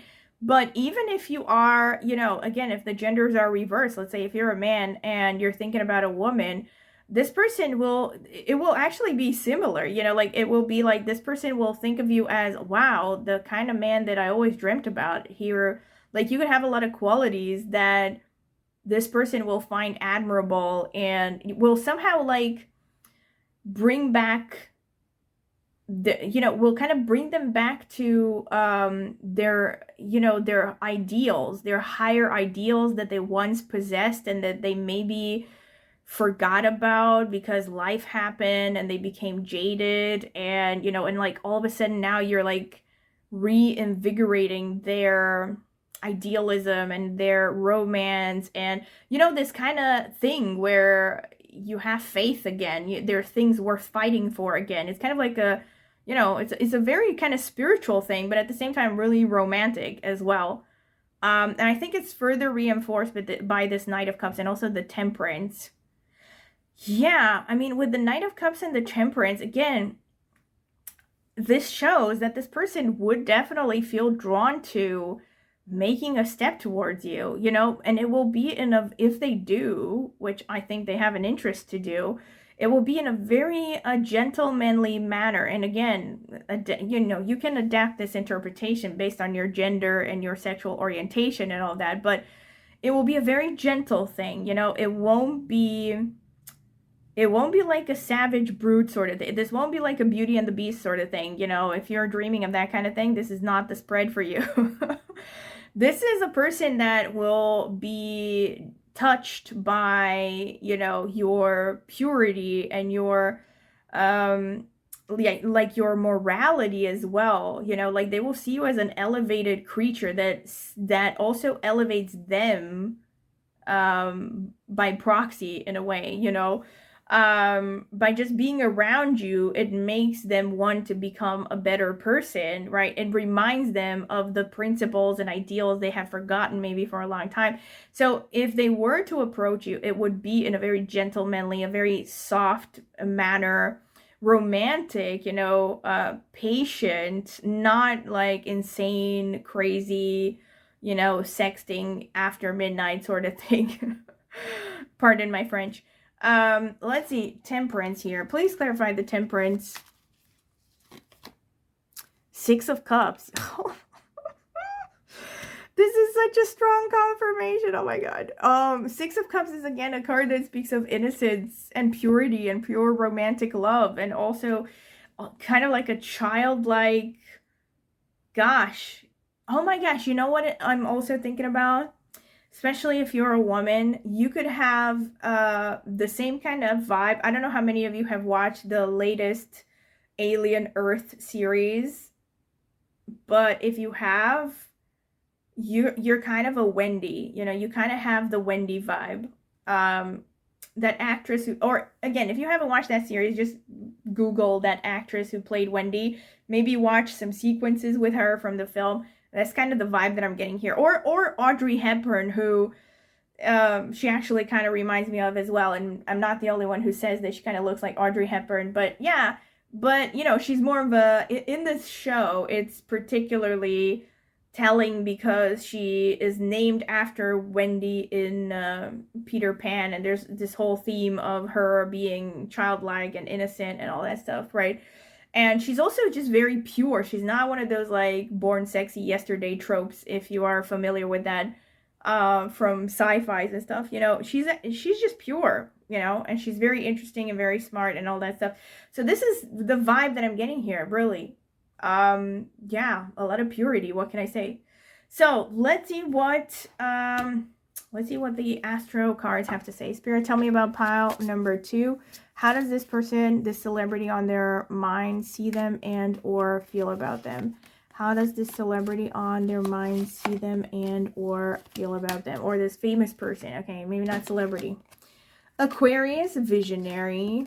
That makes, oh, Venus, love and beauty. That makes sense. 10th house, career and success. That makes a lot of sense as well. and square, challenge, and disharmony. This is interesting. And we have the sun, essence, and personality. This makes sense as well with all the cats here, which, I mean, made me think of Leo, which is ruled by the sun. And then we also have the Queen of Wands, which is also kind of sun energy. Yeah. Okay, so let me break it down. Venus, all right? She's got it. This makes sense as well with the agape, because agape, love, right? Agape is about love. It is about romantic love. And Venus is very much about romantic love, all right? Technically, Venus is also about sort of erotic love, but it depends a lot on the position of Venus, really, at the end of the day. And Venus, in and of itself, actually, unless it's touched by the energy of Mars, can actually be very pure. That's why Venus is exalted in Pisces, right? And it represents this very just purely romantic sort of vibe. And yeah, that's another thing with this person. I think they just see you as someone who has that romantic vibe, you know, like they bring out the romanticism in them. And yeah, like I said, you might just give off this little princess sort of vibe where, especially if you're a woman and they're a man, like I said, and you could really bring out that, you know, chivalrous and kind of knight in shining armor, wants to save you and protect you, that kind of vibe. But at the same time, you know, with the sun and the Aquarius and the 10th house, with your determination and your passion, they also see that you have a lot of strength, you have a lot of determination, you have a lot of potential with that sun, you know, a lot of vitality, a lot of drive, a vision for yourself and your life.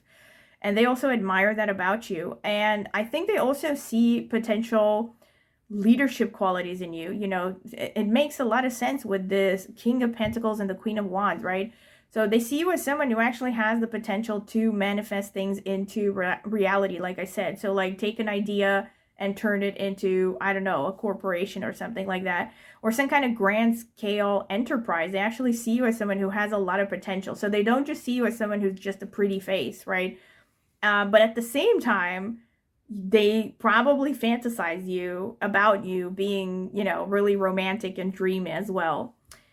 And with the square, challenge, and disharmony, I think, especially with the Queen of Wands having come through, that this person actually picks up the fact that there are sides of you that are in disharmony. So this person could sense that you have a lot of inner conflict, a lot of inner turmoil, and that it could be holding you back, right? And it could be maybe why you haven't reached your potential yet, or you haven't reached the level of success that they think you could reach yet.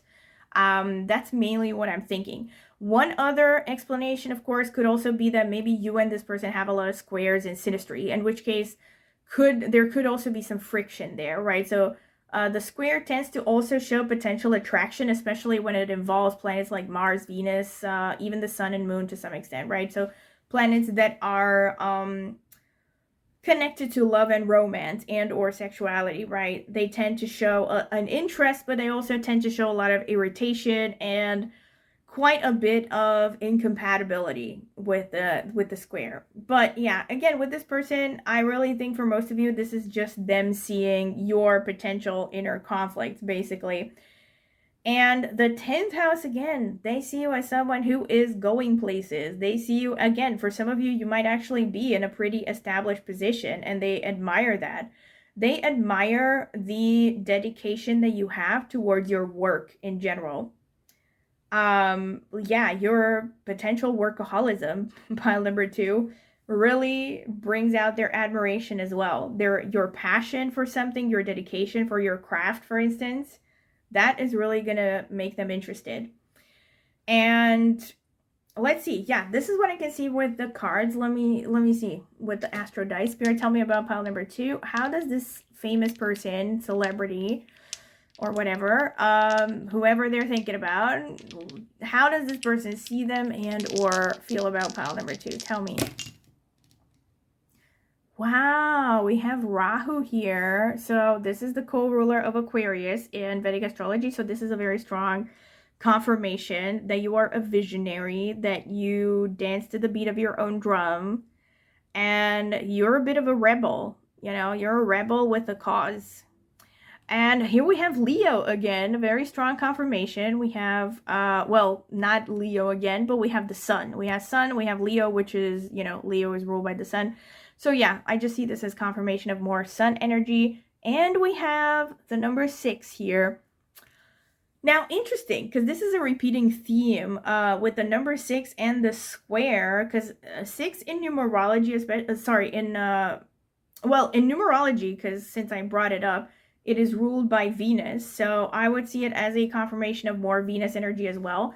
But in Vedic astrology, the 6th house is a difficult house. It is called a Dustana house, so it is connected to arguments, fights, competitions, potential suffering, a lot of challenges, especially health issues and stuff. So I think this person will see you as someone who has the capacity to handle a lot of difficult situations. Possibly they may pick up the fact that you have already gone through difficult situations.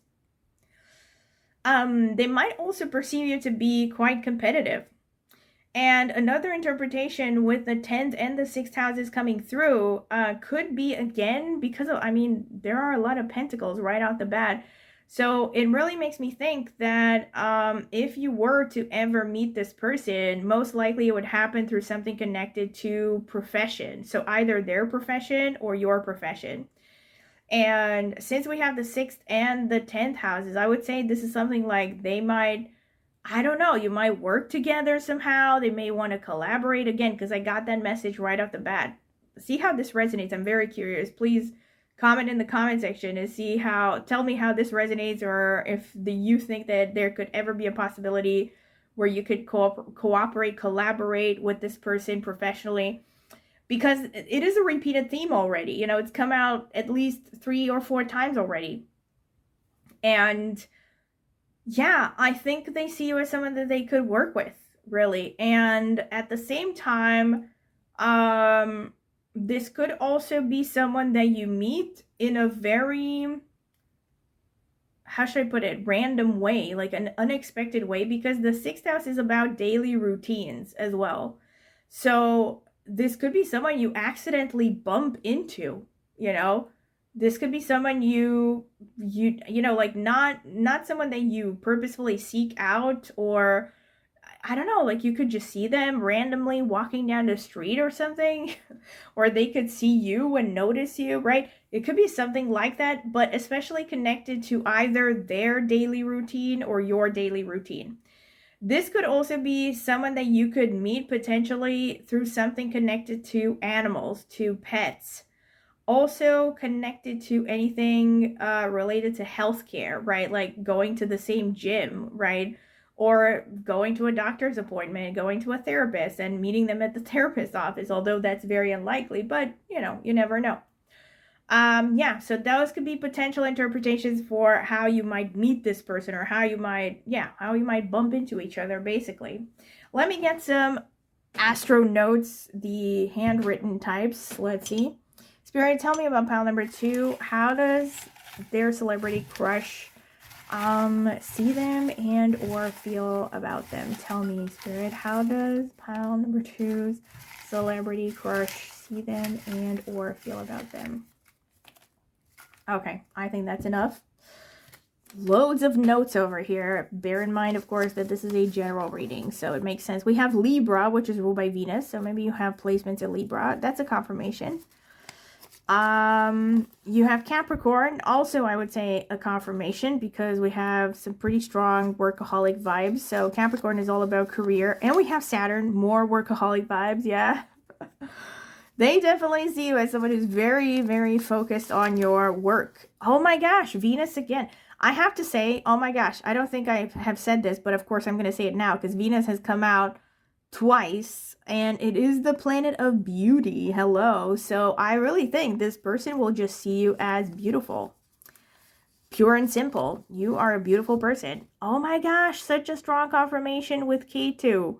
Wow. And you also have both Rahu and Ketu coming through. It really, you know, I have to say, there might actually be something fated about this. Like, if you were to meet, like I said, this is a confirmation of that deja vu feeling, really. Like it could seem like there's some kind of fated forces bringing you together with this person if you are to ever, you know, meet them or talk to them or something like that. We have Purvashadha, which is falling in Sagittarius and is ruled by Venus. Okay, so that's more Venus energy. And we have Ardra, okay, falling in Gemini, ruled by Rahu. I did not expect this one, I have to say, but it makes sense. Ashwini falling in Aries, which is ruled by Ketu. So here we have some more Ketu, which is very spiritual energy, by the way. We have, oh my gosh, this is not a surprise at all, because anyone who comes from Vedic astrology, well, almost anyone, will know that Anuradha is very workaholic.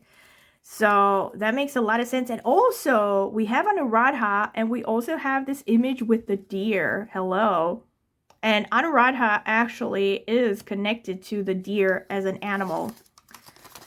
And, okay, we have Purva Falguni, more Leo, and more Venus, ruled by Venus again.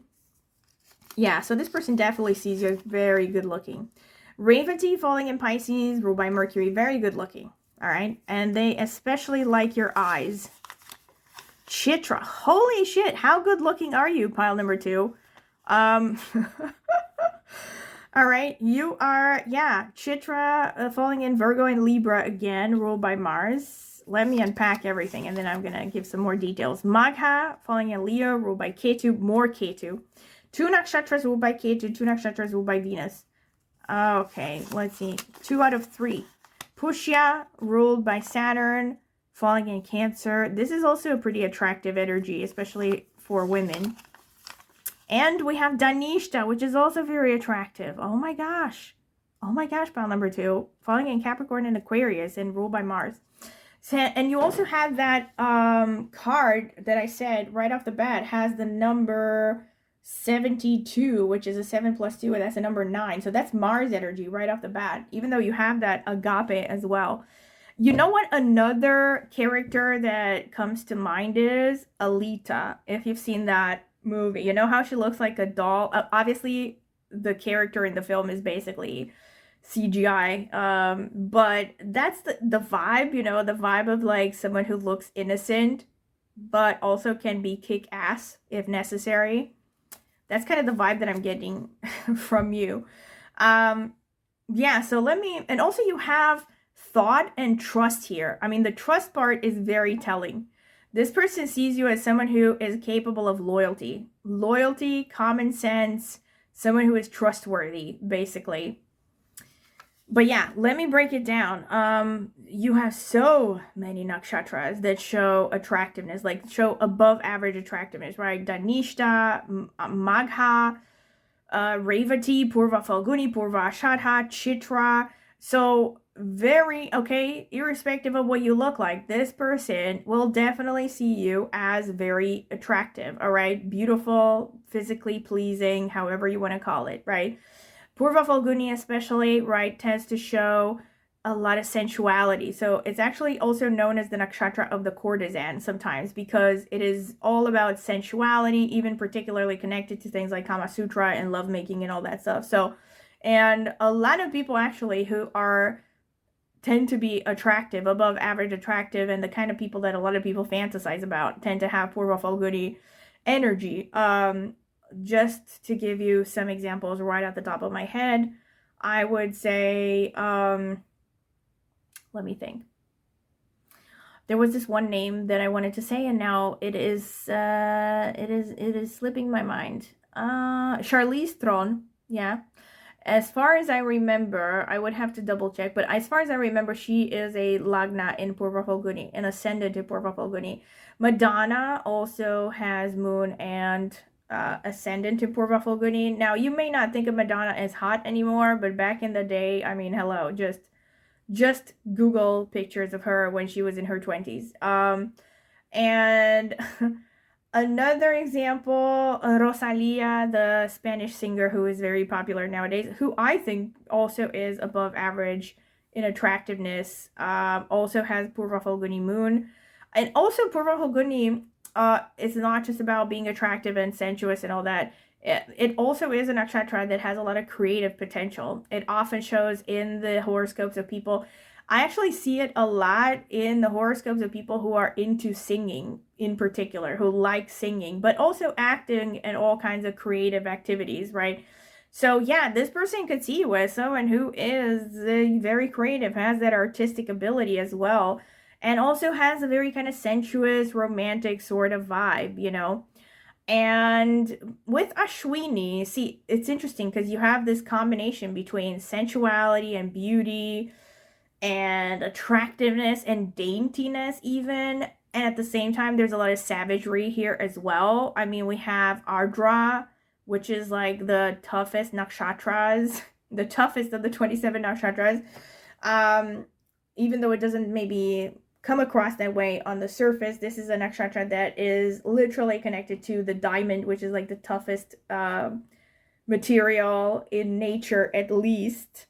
And it's also a nakshatra that is connected to suffering and kind of toughening up through a lot of pain and a lot of suffering, but getting really tough and also capable of destruction as well.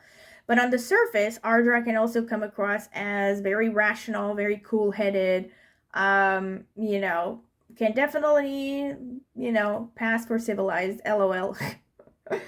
And also one thing that I have to say with Ardra, with Revati, let me think, also with Purva Falguni to some extent, this person will definitely like your eyes. You know, your eyes, there will be something about them, maybe most likely it's not just physical, it's going to be an expression, like the energy of your eyes, your intensity, something about that is very appealing to this person. And I think you could have really expressive eyes as well, like you could really show a lot of emotion with your eyes. That's typical for Ardras, actually.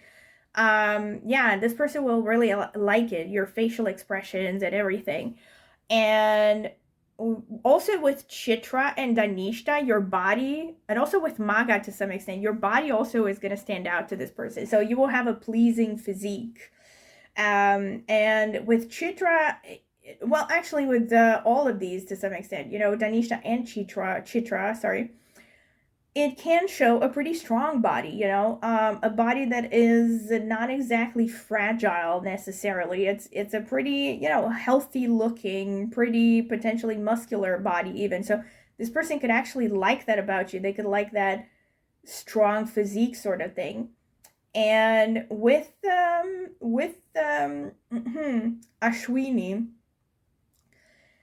this person, again, Ashwini is, I was actually thinking about this just as a parenthesis for those of you who are coming from my astrology channel as well. I have actually been thinking about talking about Ashwini for like a long time. I know I have to keep continuing that Nakshatra series that I started years ago.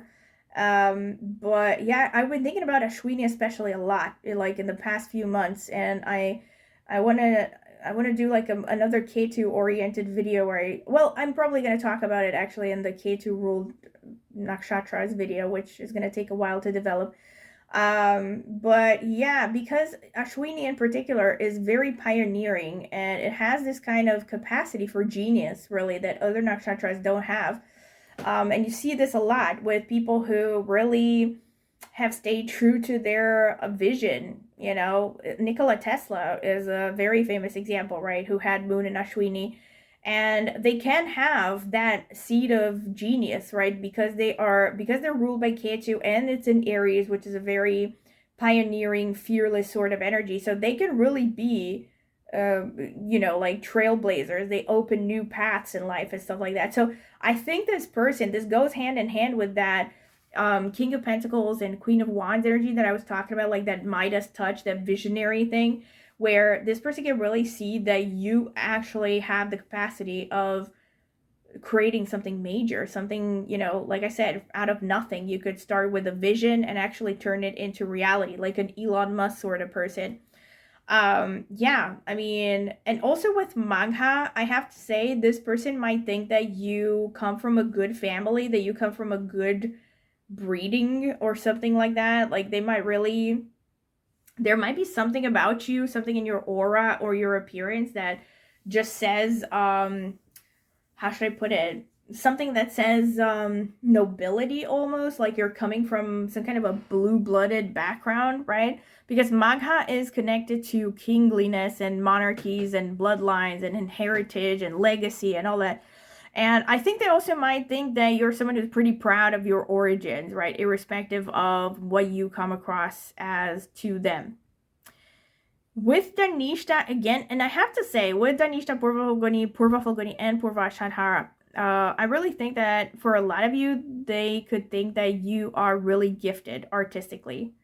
Which actually, now that I think about it, it really makes sense, doesn't it? Because it started out with a vibe of them potentially wanting to collaborate with you. So I don't know. Really let me know in the comment section, because this is very interesting. I mean, repeated themes over here. And with Pushya, again, especially if you're a woman, but not just, even men with Pushya, this is also a nakshatra that actually produces a lot of attractive people, especially for women, but even with men. I've seen quite a few who have strong Pushya, and they're very attractive, you know, to women. And because it has a very nurturing sort of vibe, it is ruled by Saturn. By the way, one thing that you will notice with Pushya is that they tend to have very good bone structure, right?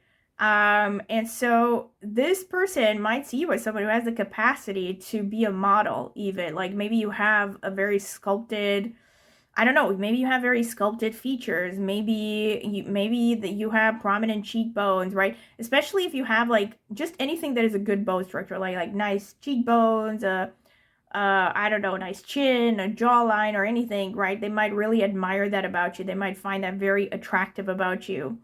Also, your lips could really stand out, because again, we have Purva Falguni, we have Pushya. A lot of the times these nakshatras show nice lips and a nice smile as well. With Ardra, they could really like your expressiveness, but I think I kind of covered that already. With Revati, they, like I said, they could really like your eyes because they're very mysterious. And oh my gosh, I just realized it again. Those of you who are coming from my astrology channel, please refrain from getting into this whole topic on this video. If you have anything to say to me, say it under the Revati video that I posted relatively recently, like maybe 2 months ago or something. But yeah, I did a video where I talked about Revati, and I mentioned it in repeated videos on my astrology channel, that this nakshatra kind of produces this Pollyanna, sheltered sort of life experience, right? And yeah, oh my gosh, I just realized that I said you come across as sheltered, so, and you have the Revati coming out. That's a very strong confirmation. So yeah, you can come across as really innocent and yeah, a little bit sheltered in the eyes of this person. So, but they will find it appealing. Again, you might have this kind of princessy vibe about you, you know. And also with Danishta, they could see you as very graceful. They will like your body because it seems graceful, the way that you move and stuff. And with Ketu, again, strong confirmation that there might have been a deja vu when you meet this person, if you ever meet this person. And at the same time that they see you as very mysterious, potentially really intense as well. Like you're kind of, you know, you're in your little world, but at the same time pretty intense, you know, pretty intense and pretty independent, despite the fact that on the surface you might also have a hint of fragility almost, right? Again, like Wendy from what was it called? Yeah, Alien Earth. Anyway, this is what I see. Very interesting energies, pile number 2. One last thing that I want to say about Chitra is they might actually really admire your sense of style. Chitra is very visual, and it's often connected to things like fashion design, you know, visual arts, photography, videography. They might see you as very photogenic, very video. Is that a thing? Videogenic or filmogenic, whatever. You look nice on camera, pile number 2, if they see you on camera, for instance. Yeah, and again, this is really going hand in hand with that collaboration thing. Who knows? Yeah, but they could see you as someone who would, you know, looks nice on camera, or someone who would do maybe well in show business. Who knows, right? And they might really admire your sense of style, right? They might think that you're very good at matching colors, and you know, you have a nice sense of aesthetic and all that, right? And if you are into something artistic, maybe they admire your photography, your editing skills or something, you know, stuff like that could be coming through. With Ardra, another thing is they could pick up that, you know, vibe of like an undercurrent of unpredictability from you, and at the same time the capacity to potentially turn savage. And they might, again, see how this resonates, but with some of you, they might see you as someone who's into nature, who is interested in animals and the outdoors. And if that is the case, I mean, hello, you also had the number 6 over here. So the number 6 is connected to pets and animals more than any other houses in astrology. So yeah, there might be something there. They might really, like, if you, I don't know, depending on how you meet this person, or how, if you were to ever meet them and whatever circumstances and stuff like that, maybe based on what you have on your social media, they might notice that you are really into animals, and they could really like that about you. And yeah, this is what I can say. Like I said, very strong, specific, repeated messages, pile number 2. Very curious to hear how this resonated with you, with your energy. Please let me know in the comment section. And also feel free to share any ideas that you have for future topics that you would like me to cover on my channel. I will take them into account. Aside from that, of course, if you're interested in a private tarot reading, check out the video description. I've left my email address. You can drop me an email and ask me about prices and reading options. And I've also actually left a public post on my community page not too long ago, so you can scroll through that and you can see it. I think it was around October 31st. You can see the list of prices and reading options that I normally have if you don't want to, if you want to skip the sending me an email thing. Although, I mention this all the time, I don't spam people, so feel free to drop me an email if you have any questions. And aside from that, I also have a members only section that I've started relatively recently, only last month. And I will be posting members only content there. You can click on the join button under this video or any other video to see the membership tiers and what kind of content I will be posting there, what I've already posted, the prices in your local currency. And also, I always mention this, thank you so much to those who have already become members. It means a great deal to me, and it definitely encourages me to keep creating content. But yes, if you are curious, and of course, thank you to all of you either way who are watching my videos and commenting. I appreciate all of you. And yeah, aside from that, last but not least, I also have an astrology channel. Oh, one thing I wanted to mention about consultations, I also have a link in the video description to reviews I've gotten for private readings. So if you're curious, you can check them out. It might help you decide if you want to get a reading from me. Aside from that, like I said, last but not least, I have an astrology channel, which I have started for a much longer time than this channel, close to 10 years now. And I focus on Vedic astrology mainly, but also with some tropical insights. I have more than 10 years of experience reading Vedic astrology horoscopes, more than 20 in tropical astrology. Basically, I started out with tropical and then I switched to Vedic because I found it more accurate. But now I use my insights from tropical into my interpretations as well in some ways. And yeah, I mostly stick to Vedic techniques because I have found them to be the most accurate, however. And I also use insights from other astrological systems, like the Chinese astrology ones, like Batsa Ziwei Doshu. I also use insights from the Mayan zodiac, numerology, and a bunch of other metaphysical systems. So yeah, if you're curious about my astrology channel, go ahead and check it out in the video description. Maybe subscribe. I would greatly appreciate it. Thank you very much for listening, and I hope to see you at my next tarot reading. Bye! Welcome, pile number 3. This is your reading if you have chosen this card over here with number 25, the Healer, and or this citrine crystal. So this is going to be the card selection phase. I'm going to add timestamps so you can skip directly to the interpretation if you don't want to sit through this. Whoops. Already I had this card fall out. The Magician. All right. But it just fell out, so I didn't even ask the question. I'm going to stick it back in, and if it's meant to come out, it will come out.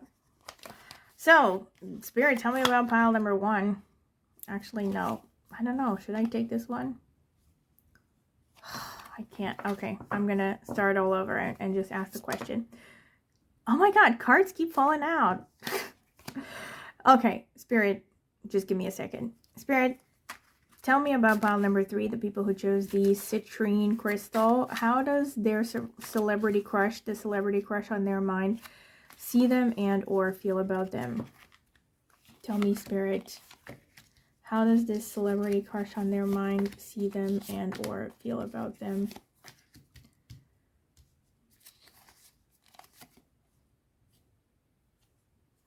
Yeah. Let's see.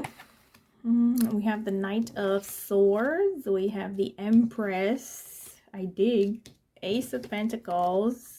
3 of Cups. Queen of Wands. And the Knight of Cups. Let's see. Spirit, tell me about pile number 3. How does their celebrity crush on their mind see them and or feel about them?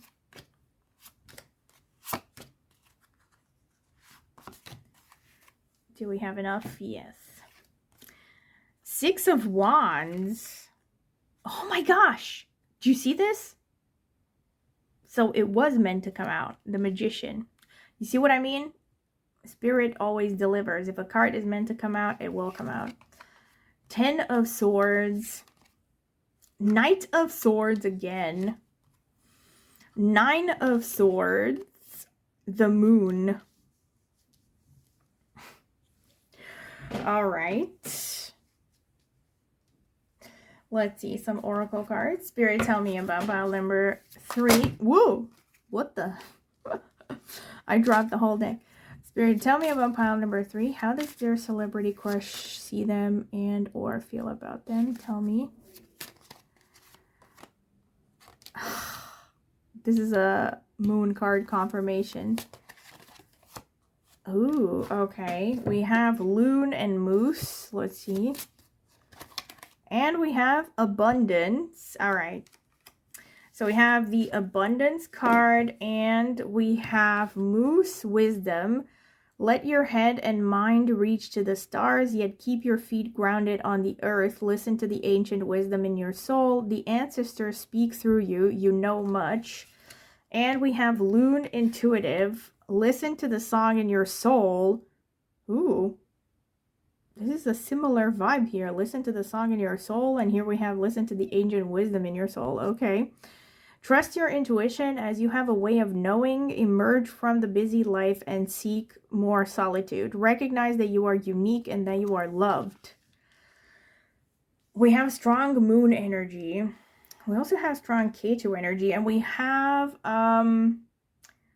which one? One of them came out twice, yeah? Knight of Swords. Knight of Swords came out twice. All right. So let me break it down. When we have the Healer with number 25, which boils down to a number 7 in numerology, which is connected to K2, basically, which is the south node of the moon. But yeah, pile number 3, Knight of Swords and 6 of Wands. So at the absolute very first impression that this person has about you is that you are on a roll, that you are on a winning streak, basically. They see you as someone who is impressive, someone who is heading towards big achievements, someone who's very driven, very passionate with that Knight of Swords. And also, hello, the Knight of Swords is coming out twice. That is really impressive. And it's the Knight of Swords is very strongly connected to your true essence because it shows up here in the past position as well.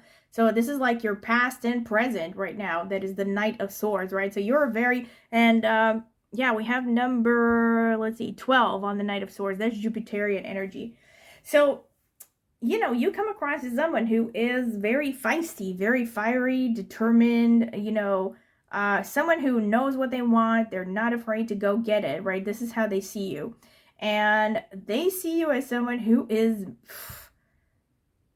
I have to say, honestly, I think you potentially might have the most favorable cards out of the 3. At least when it comes to the first impression part, I have to say, I mean, hello. We have 6 of Wands, the Empress, the Magician. So this person thinks that you're physically gorgeous, that you are fascinating because of that magician. They see you as someone who is, like a sorceress or a sorcerer, someone who has magical abilities that can manifest things into reality. Definitely someone who has something very mysterious about them. You might even be someone, again, I wouldn't be surprised if in your horoscope you might have some Purva Bhadrapada energy or maybe some Ashlesha energy. And again, potentially some strong 8th house, Scorpio, Ketu energy as well. I wouldn't be surprised if that were a thing. Maybe Lilith as well in your horoscope, or maybe you have Lilith contact with this person. But I'm going to hold that thought and see if there's like repeated themes about it. Because there's a very strong fascination with this person. And yeah, they see you as just magical. It's almost like even if you are not their type, they feel inexplicably drawn to you. Yeah, and it's really intense. It's really intense over here. And it's interesting here. We have Ace of Pentacles, 10 of Swords. Let me see. Please clarify the 10 of Swords, Spirit. We have 10 of Swords and Queen of Swords. Okay. Please clarify the Queen of Swords, Spirit. 6 of Wands again. Ooh. Please clarify the Ace of Pentacles. 3 of Cups again. Please clarify the 3 of Cups. 2 of Pentacles. I have to say, by the way, there is a familiar vibe to one of the other 2 piles. I don't remember which one, honestly, and even if I did, I would not tell you because it would influence your ability to choose objectively as possible. But what I can tell you is, if you felt drawn to one of the other piles, definitely check it out, but only if you felt drawn to it. Otherwise, you're gonna get all the messages you need to hear from this one. But what I was gonna say is, there is a pretty strong vibe here that this could be someone that feels like you have had some kind of a past life connection together, or that you just give them a very strong sense of the familiar, like I'm getting that song in my head from, I think it was Sleeping Beauty or something, and Lana Del Rey did a cover for it. It's something like, I know you, I walked with you once upon a dream. Something like that. That's the vibe that I'm getting, which the theme of that song is very Ketuvian. If you come from my Vedic Astrology channel, or Vedic Astrology in general, you probably know what I'm talking about, because Ketu is all about past lives. And I wonder if this is someone that you actually have, let's say, Ketu contacts and synastry with. That would make sense. In addition to other things, or if it's not like that, right, it could be one of 2 things. Either you have this past life connection, which would normally show through strong Ketu aspects in synastry, or it could be that you remind them of either one or both of their parents, so you give them some kind of familiar vibes. In the second scenario, it would be more likely that it's just a case of psychological projection. Maybe you have some Lilith contact causing fascination and attraction as well. But it may not be like as spiritual as having a past life connection. However, the union potentially could still be mutually beneficial, because it would be, healing childhood wounds together and stuff like that. Obviously, there's a lot of speculation in this, and it is a general reading, so, it's not set in stone. Definitely do not base life decisions, based on this relationship analysis with a celebrity person. But these are the general vibes that I'm picking up. And yeah, I really, as you may imagine, really believe in this stuff. This is why I do readings. And I see things all the time that check out the cards in ways that you would not friggin' believe. And in fact, speaking, just a small parenthesis, if I may, I recently have gotten into arguments with someone about tarot.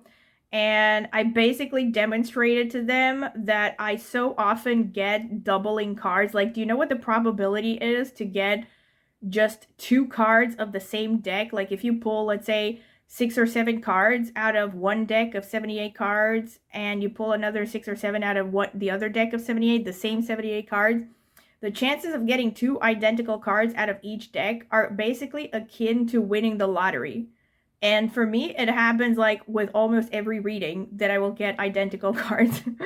And I was having this argument, just as a parenthesis, to tarot naysayers when they try to pick on you for listening to tarot and doing readings and all this stuff. Just mention this little fact that probability-wise, basically, I'm winning the lottery on a regular basis while doing tarot. So that is how high the coincidences are when I do readings. Basically, this is just to show you, and I said this in some of my videos. I don't know if I said it on my tarot channel, but definitely on my astrology channel, that this is something I picked up from someone else that is very deeply into tarot and who has taught me a lot, that asking tarot is basically asking an angel for advice. It's like it's a spiritual thing. It's kind of a woo-woo thing, but it's not like, it's not cold reading, and it's not me imagining things. It's connecting to your subconscious, or connecting to a higher consciousness, if you will, through symbols. But anyway, closing the parenthesis, I just remembered that argument that I had with a person, and I got a little bit triggered. Sorry. Where was I? Yeah, the bottom line is, there's this past life thing going on, right? There's this feeling, okay, it's either a past life thing, or it's something where there's this strong feeling of the familiar, like I said, okay?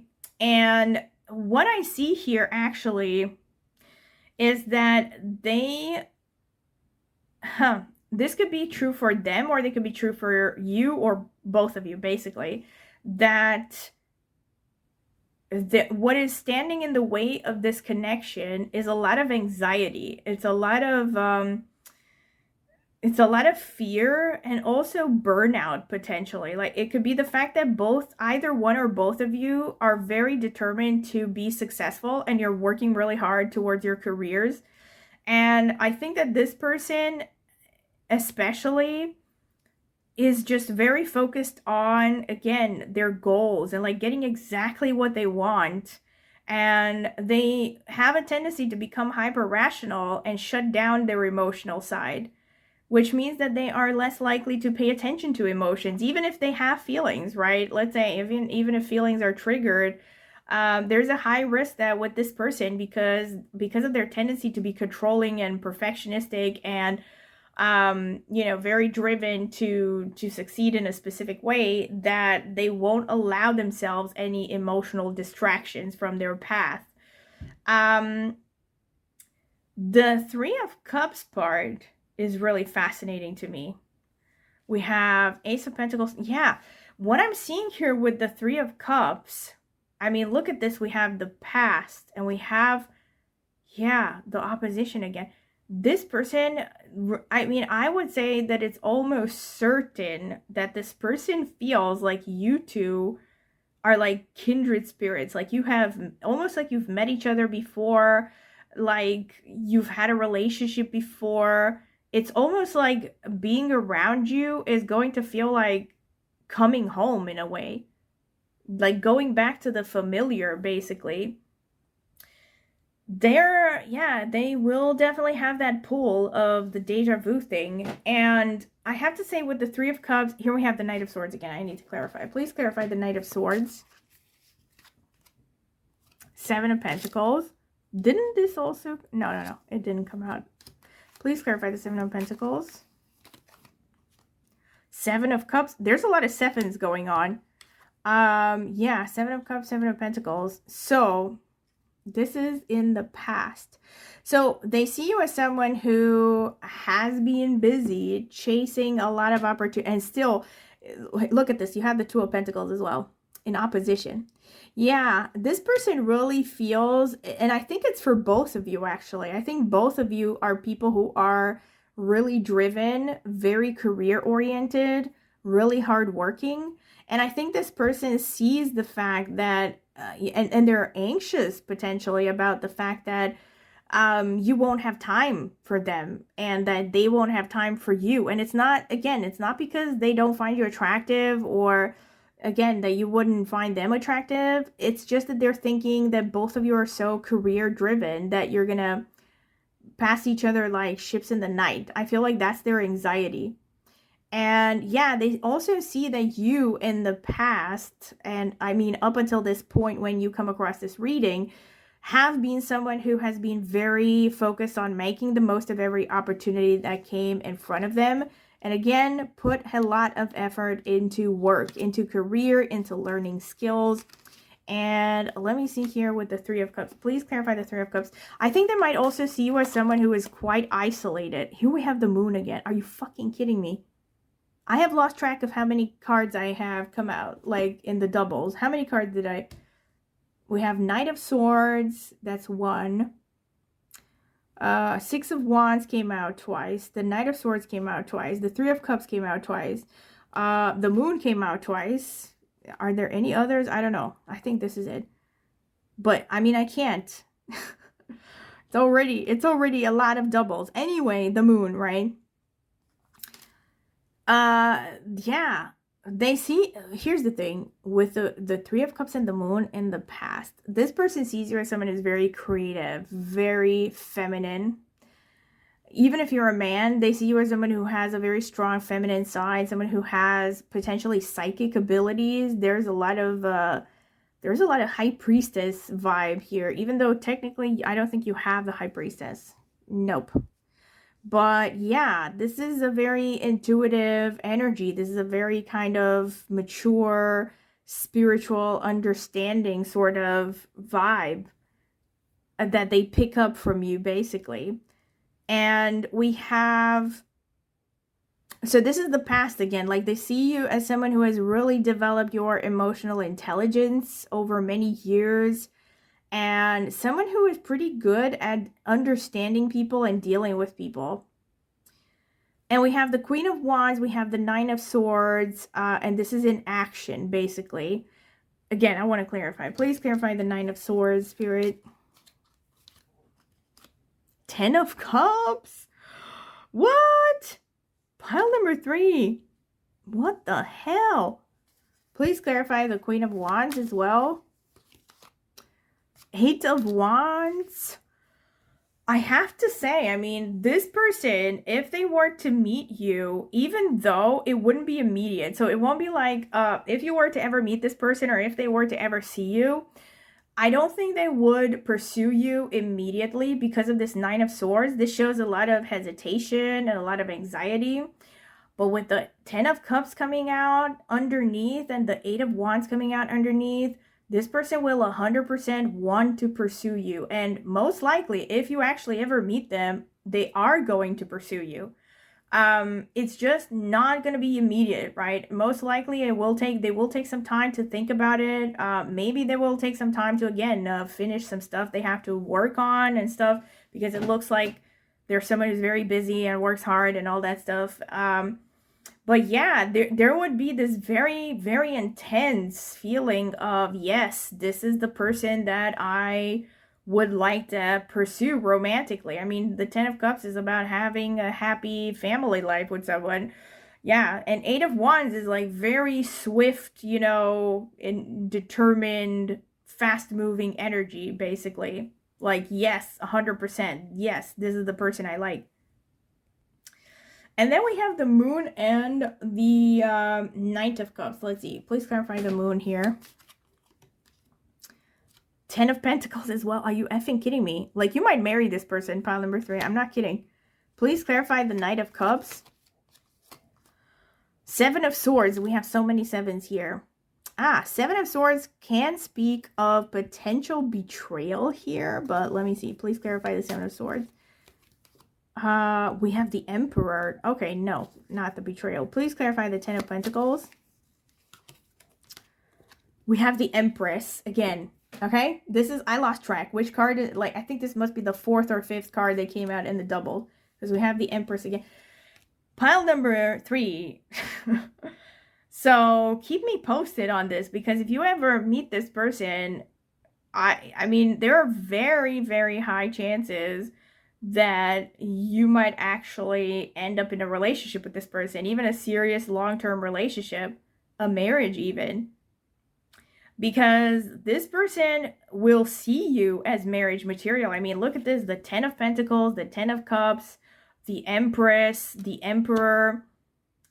Yeah, I mean, I think with the 7 of Swords here and the Knight of Cups, this isn't about deceit here, because there hasn't been any other message that would show things like cheating or, you know, ill intent or anything. I think the 7 of Swords in this case would simply show that they have to think it through first. Like, there's a hesitation, there's a period of strategy, especially with that Knight of Cups. Like, they're going to be thinking, okay, what is the best way to go about this, right? So they might be going through some pros and cons, some analysis paralysis, right? So they will come up with a strategy basically for how to pursue you, and that will take time. But there's absolutely no doubt with all these positive cards that this person would marry you 100%. Like, if they were to see you, to meet you, they would think, based on these cards, that you are basically ideal. You are their dream come true. So, yeah, I mean, please let me know. I mean, if you want to share, of course. I'm curious, but I'm curious. Who is this person? Also, maybe if some of you maybe have even met them or saw them in person, who knows? But yeah, it's the messages are extremely positive, and you are actually this is the most positive pile, actually. Don't tell the others again. But yeah, this is what I see from the tarot cards. Let me see the Astro cards. Tell me about Lilith is at the bottom of the deck. I don't think that's a coincidence, by the way. Spirit, tell me about, and again, the reason I talk about Lilith, you know, if you come from my astrology channel, you know why I'm talking about it. Because I actually have a video about Lilith and synastry, and I went over the horoscopes of famous couples to explore what Lilith does to people in relationships. Yeah, I would recommend you watch that video on my astrology channel, Astro Martine. Finishing the short commercial break. Spirit, tell me about pile number 3. How does their celebrity crush see them and or feel about them? Tell me.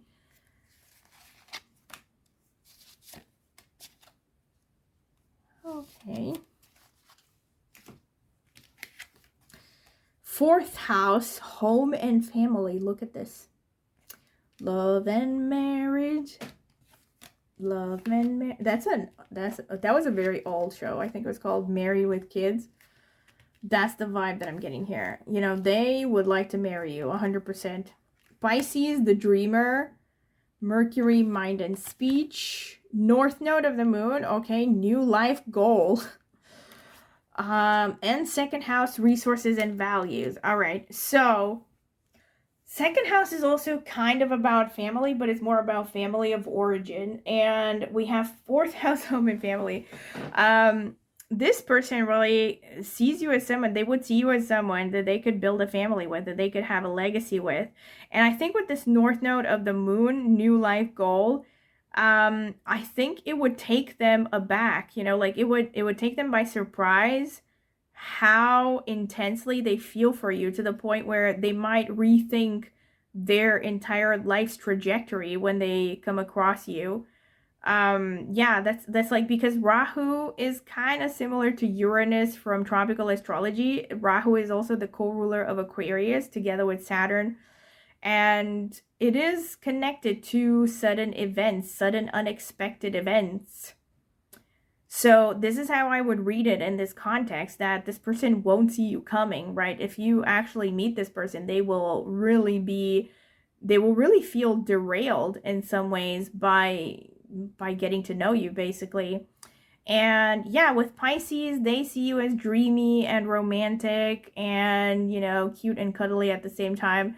Also someone who is artistic and creative, and also very sensitive, potentially psychic as well. And also with Mercury, they see you as someone who is youthful in energy, someone who's a good communicator. With Rahu, they also see you as someone who's quite unconventional, but also someone who's really quite comfortable in their unconventionality. With the second house, this could actually show that you might meet close to your to your family of origin. That could be an explanation. Or you could meet in a situation where music is very important, like at a concert or something, or where speech is very important, like during a rally or a lecture or a speech or something. Political rally, I think, is less likely, but you never know. With the second house, they also can really like your voice. They can really like the sound of your voice and your face. Yeah, those are probably the two things that they will notice most. And they also like the fact that you're unconventional, that there's something unconventional. And here's the thing with Rahu, there is a strong possibility that this person is coming from a different ethnic background than you. Like there could be some really significant difference in background and ethnicity and all that stuff, basically, with Rahu. Yeah, this is what I'm seeing. And also just the fact that you are creative and non-conforming and unconventional. These are things that they will notice. And I think they will think of you as very smart at the same time. Yeah.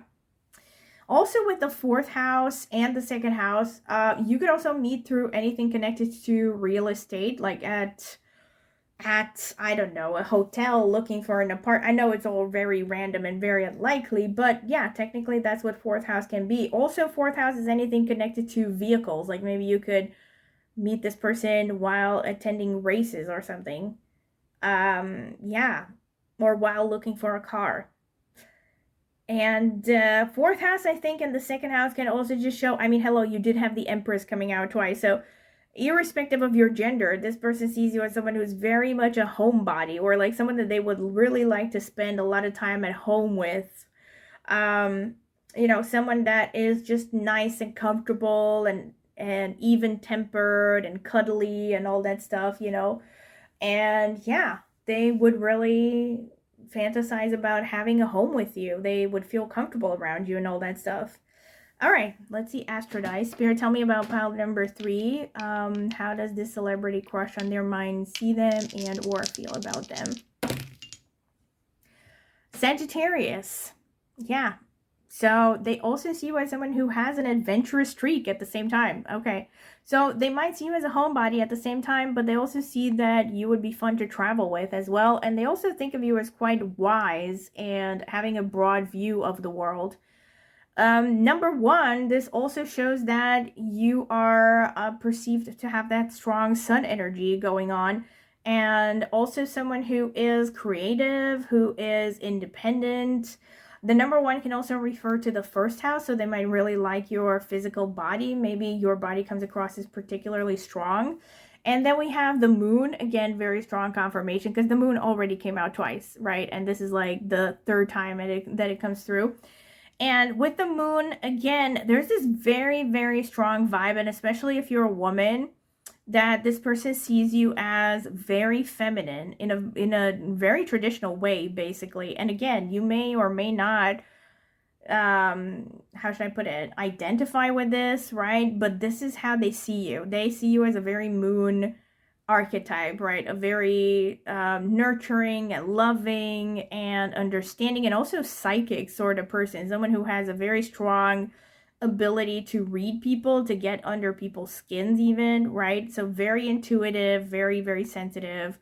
Yeah, in many ways, traditionally feminine, I guess. And even if you're a man, right? I think if you're a man and if you're interested in a female celebrity and how they would see you, they would also see you as like husband and father material. They would see you as someone who, again, would be protective potentially, and someone who would be really affectionate and nurturing. Yeah. Like ideal partner material.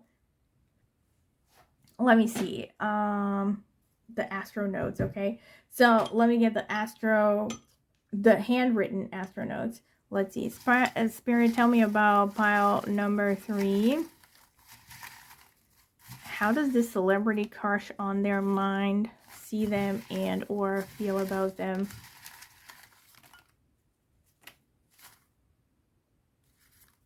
Let's see.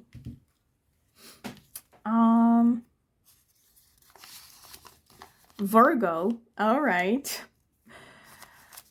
And Sagittarius again.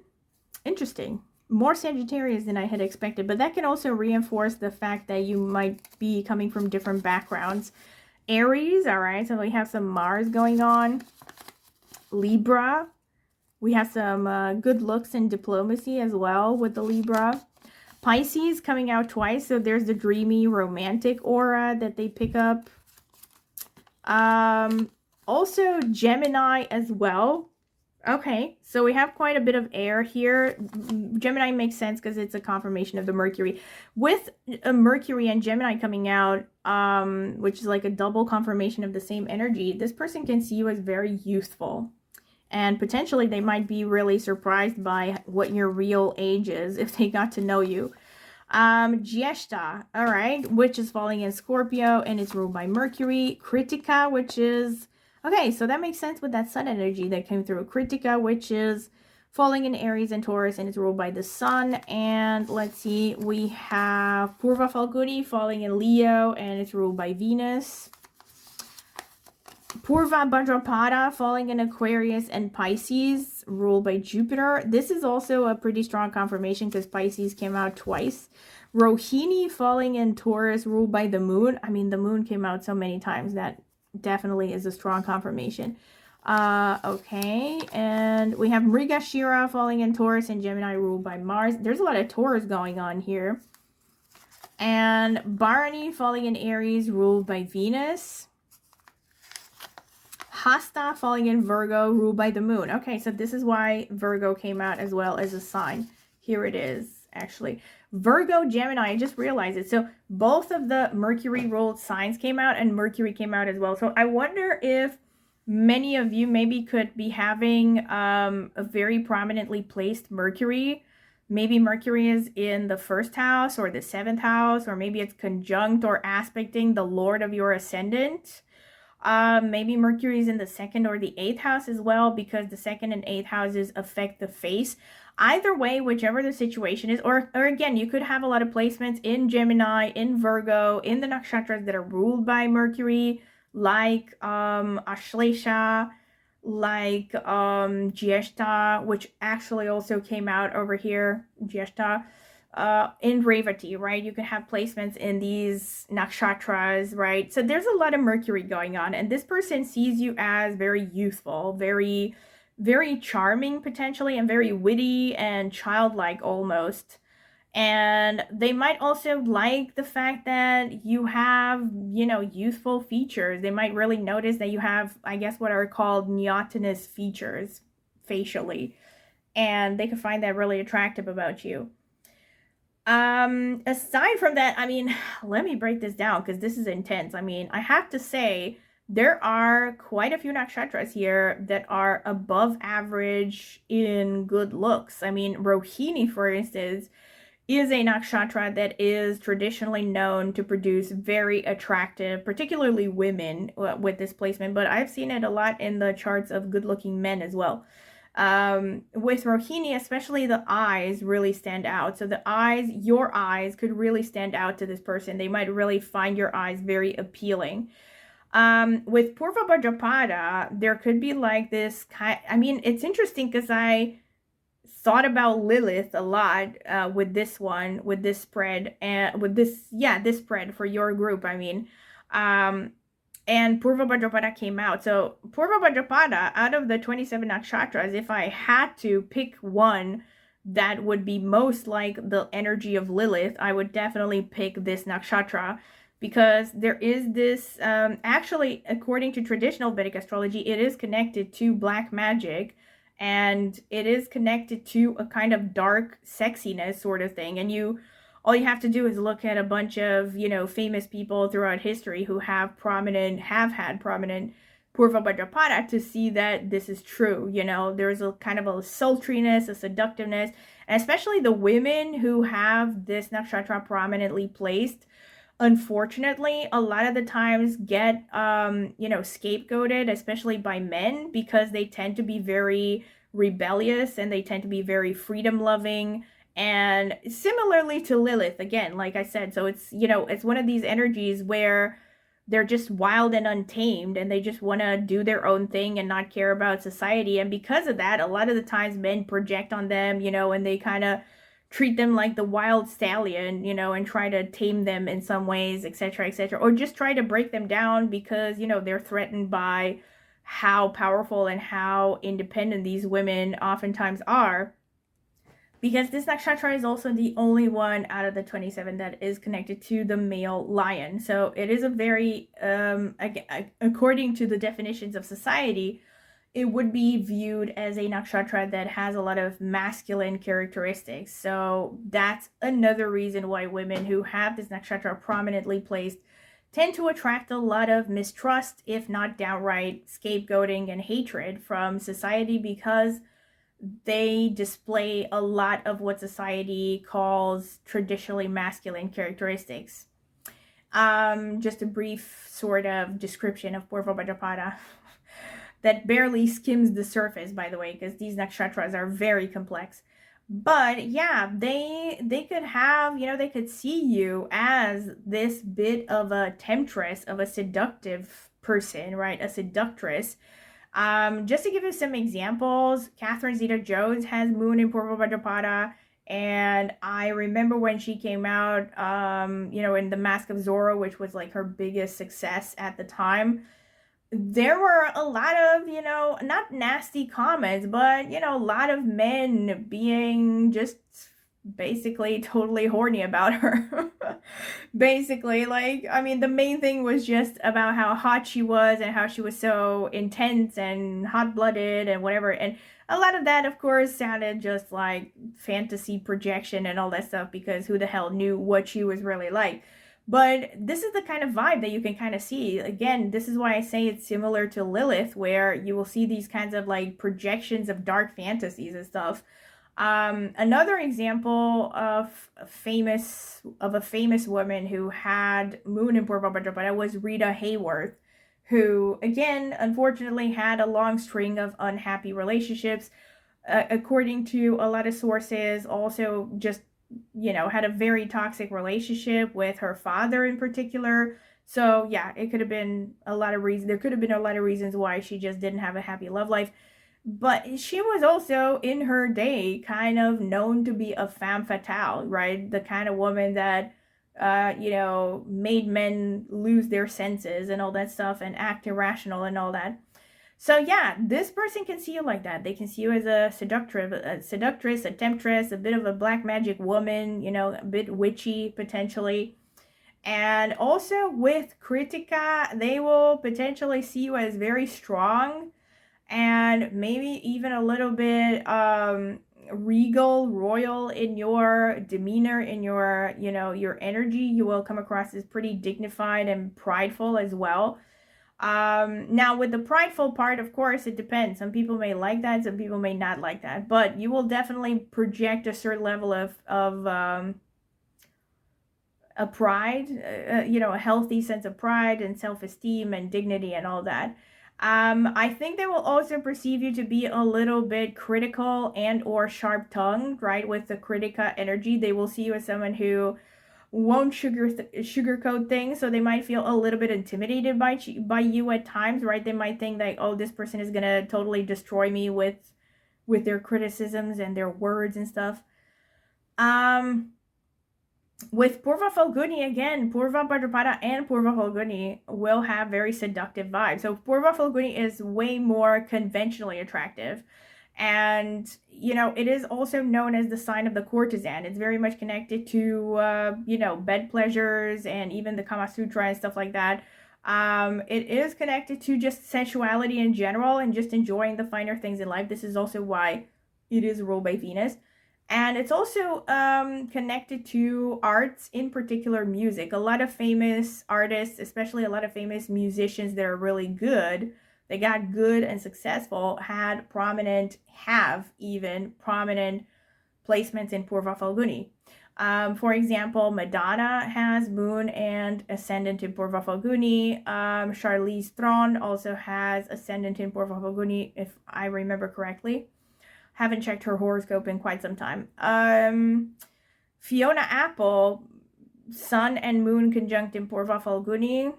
if you ask me, one of the best singers in history and extremely underrated, and writes her own music and all that stuff, plays the piano, extremely talented, and also very good looking. If you were to ask me, at least she was in her prime. I don't know about nowadays, but yeah,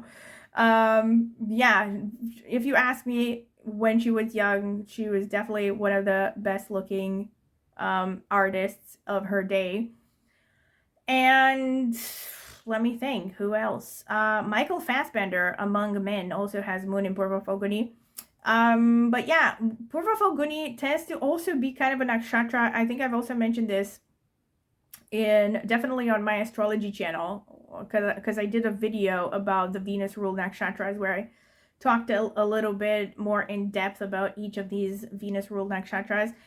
That a lot of them also tend to be, unfortunately, the targets of other people's projected fantasies. With Purva Falguni, it can be very, very much straightforward in the sense that people just project fantasies on them because they have this aura of sensuality, and a lot of the times have traditionally good-looking features.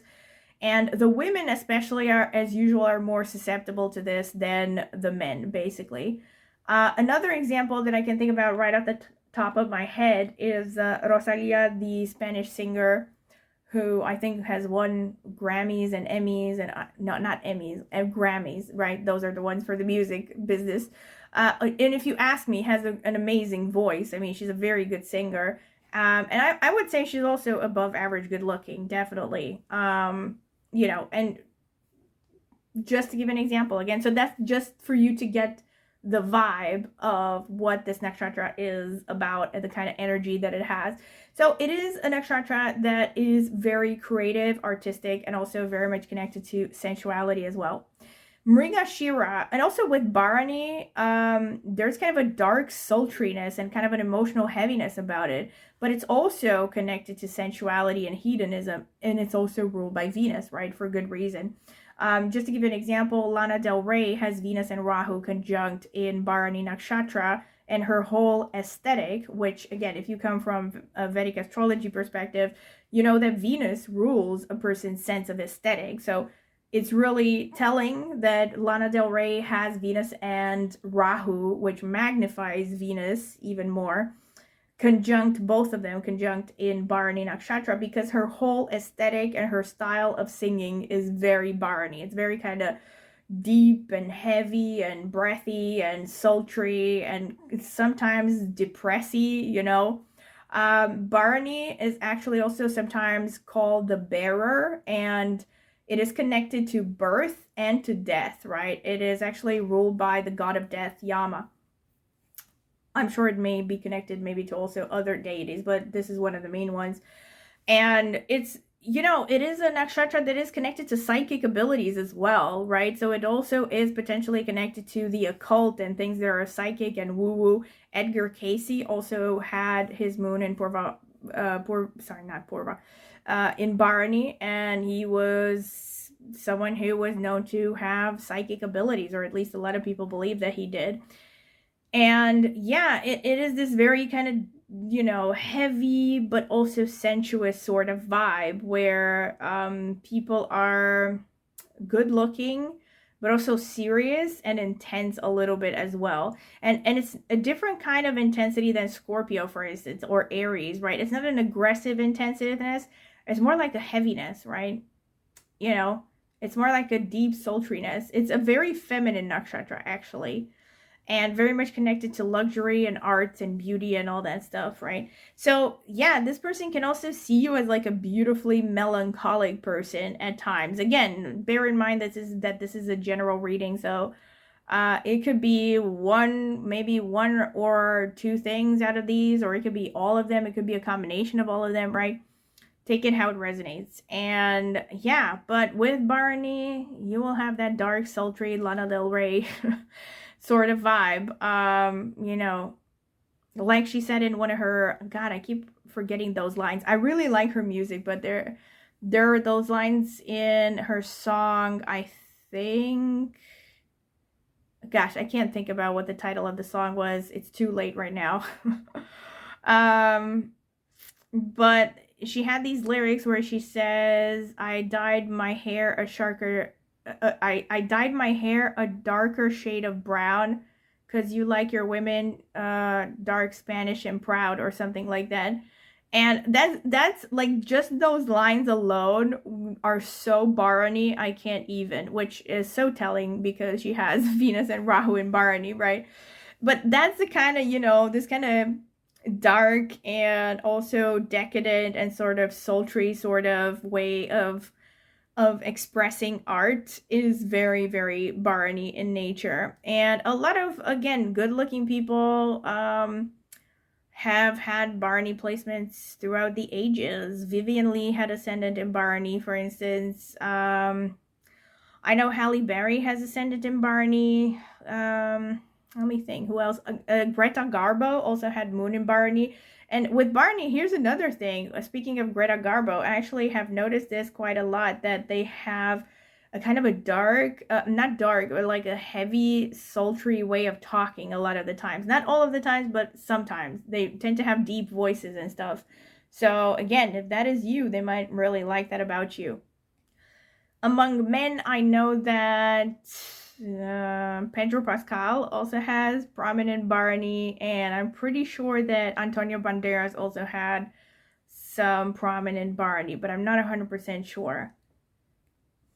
Oh, and Henry Cavill also has some Bharani there going on in his. I remember I checked his horoscope, but I don't remember which planet. I know for sure that he has at least. I think he has Mars in Bharani.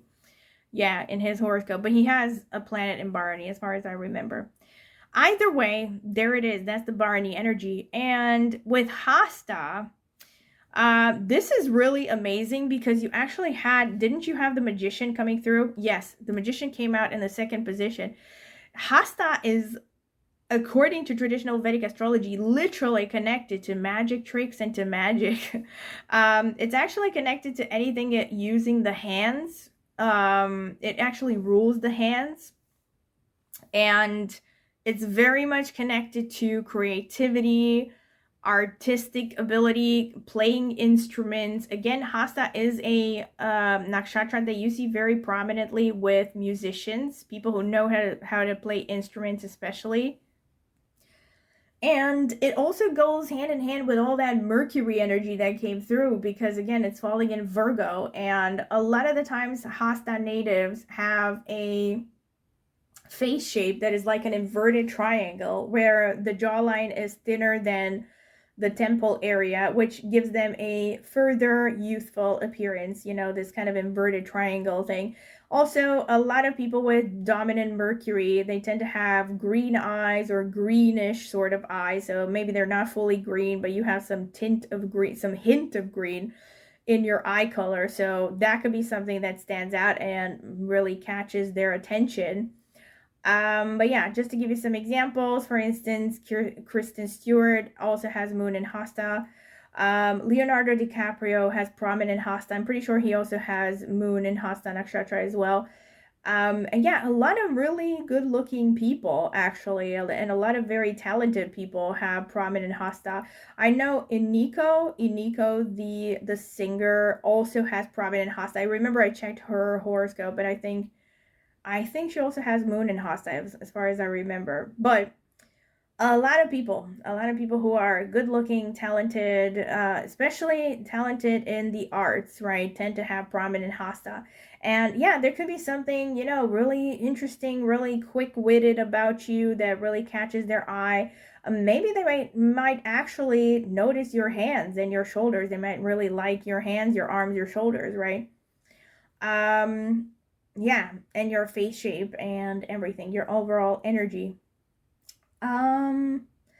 Yeah, this is pretty much what I can see. I think I've pretty much covered everything. Let me just check. Oh yeah, with Mrigashira can be very much connected to nature, having an interest in nature, getting along with animals. So if that sounds like you, that might be something that they would notice, that they would like about you. And it's also a nakshatra that is connected to investigative abilities, being very good at, getting down to the bottom of things, right? Getting to root causes and understanding the deeper meaning behind things. They might really be into detective novels and research and all this stuff. So if you resonate at all with that, this could be something this person would find very attractive about you, right? Very pleasing, very interesting about you as well. And they would really admire your critical ability, your critical thinking ability, capacity for debates, and also just logical thinking overall, basically. They would trust your instincts. This is what I'm getting, especially with Maria Shira. And yeah, this is pretty much the main stuff that I can see over here. Again, this reading has really dragged on. I did not expect this, but I try to cover as much as possible out of all the energies that I'm seeing.